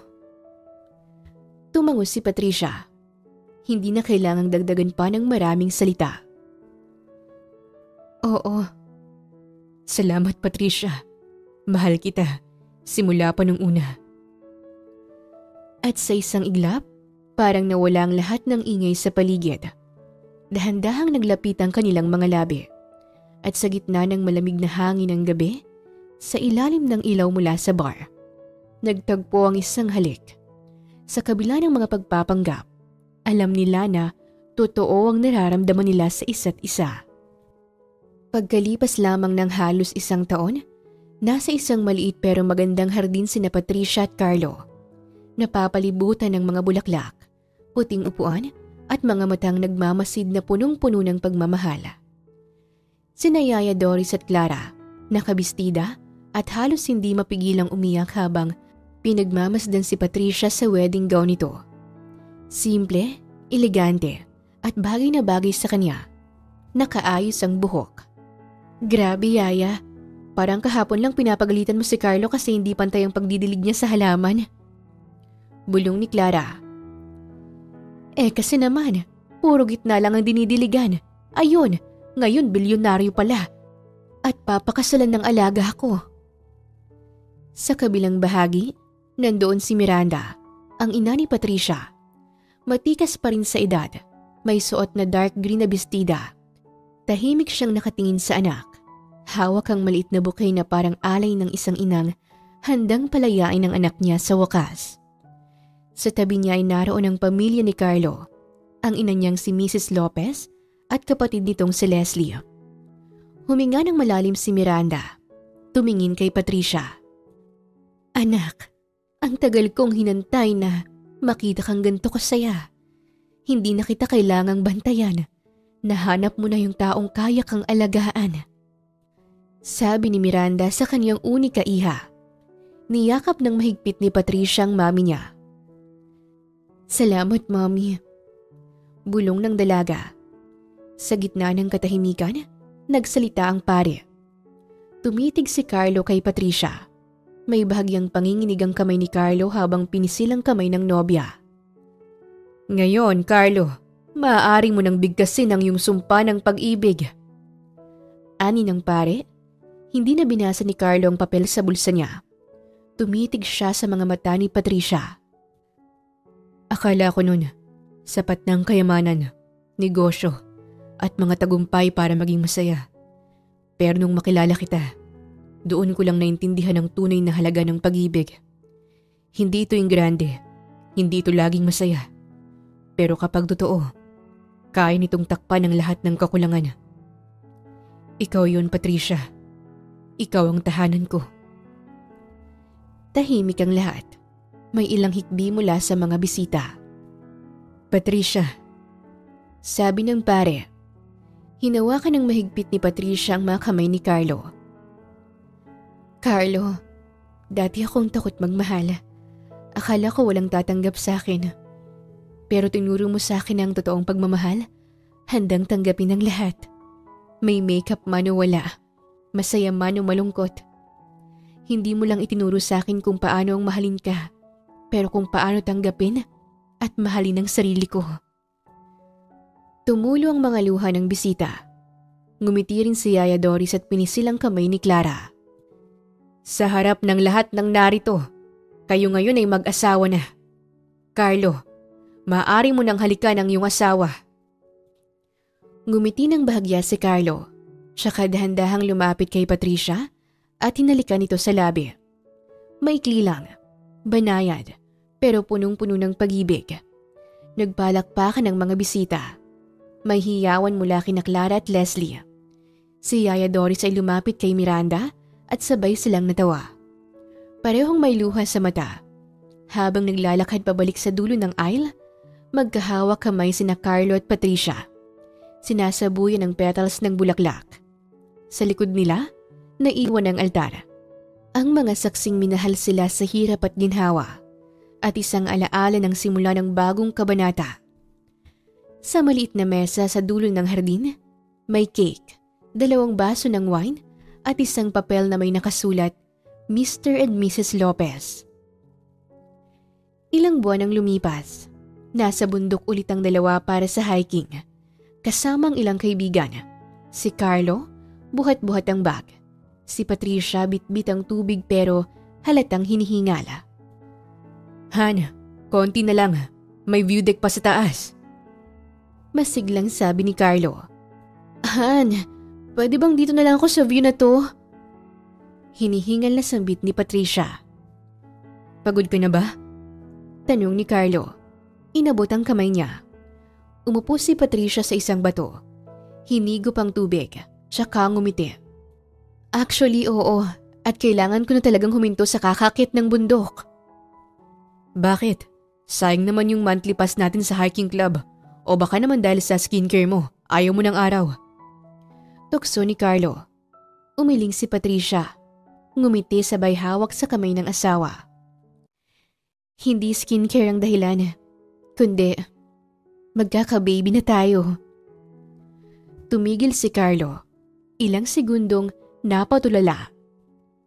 Teka, seryoso ka ba? Tumango si Patricia. Hawak pa rin ang kamay niya. Oo, positive. Kaya hindi na ako pwede kung saan-saan nagpapaikot-ikot. Kailangan na nating alagaan ang sarili natin. Napanganga si Carlo bago tumalon sa tuwa na parang bata. Yes! Sambit ni Carlo at nagsisigaw nga ito sa tuwa. Hoy, huwag kang maingay. Baka may mabulabog ka. Wala akong pake. Magiging tatay na ako. Umupo siya sa tabi ni Patricia. Niyakap ito ng mahigpit. Thank you. Thank you, Hana. Akala ko, kasal na ang pinakamasayang araw ng buhay ko. Pero ito talaga. At sa gitna ng tanawin ng kabundukan, wala nang mas maganda pang view kesa sa ngiti ng 2 pusong punong-puno ng pag-ibig at bagong simula. Si Patricia Alvarez ay kilala sa kaniyang ganda, yaman at kasikatan. Isa siyang glamorosa, sanay sa spotlight, magagarang damit, at sa mundo ng social media. Pero nagbago ang lahat nang makilala niya si Carlo, isang tahimik at simpleng hardinero. Iba ito sa mga lalaking nakasanayan niya. Hindi palabida, hindi nagpapakitang gilas, pero may lalim na hindi basta-basta mababasa sa panlabas na anyo. Dahil sa damdaming unti-unting nabuo, iniwan ni Patricia ang kaniyang dating mundo. Pinili niyang magbago, magpakumbaba, at ipakita ang sarili ng walang arte. Naging Maria Clara siya sa paningin ng iba. Mahinhin, simple at mas tahimik. Pero sa likod ng pagbabagong yon, natutunan niyang mas mahalagang pagiging totoo kaysa sa pagiging perpekto. Ang kwento ni na Patricia at Carlo ay paalala ng pag-ibig ay hindi laging tungkol sa kung anong meron ka, kundi sa kung sino ka sa loob. Kapag totoo ang damdamin, hindi mo kailangang magpanggap. At minsan, ang sarili mong simpleng anyo, ang pinaka-totoo mong ikaw, ang siyang pinakamahalaga sa lahat. Wakas! Maraming salamat po sa inyong pakikinig. sa kwentong ibinahagi namin ngayong araw. Muli, ito po ang Tales of Siren at hanggang sa ating muling kwento. Maraming salamat po.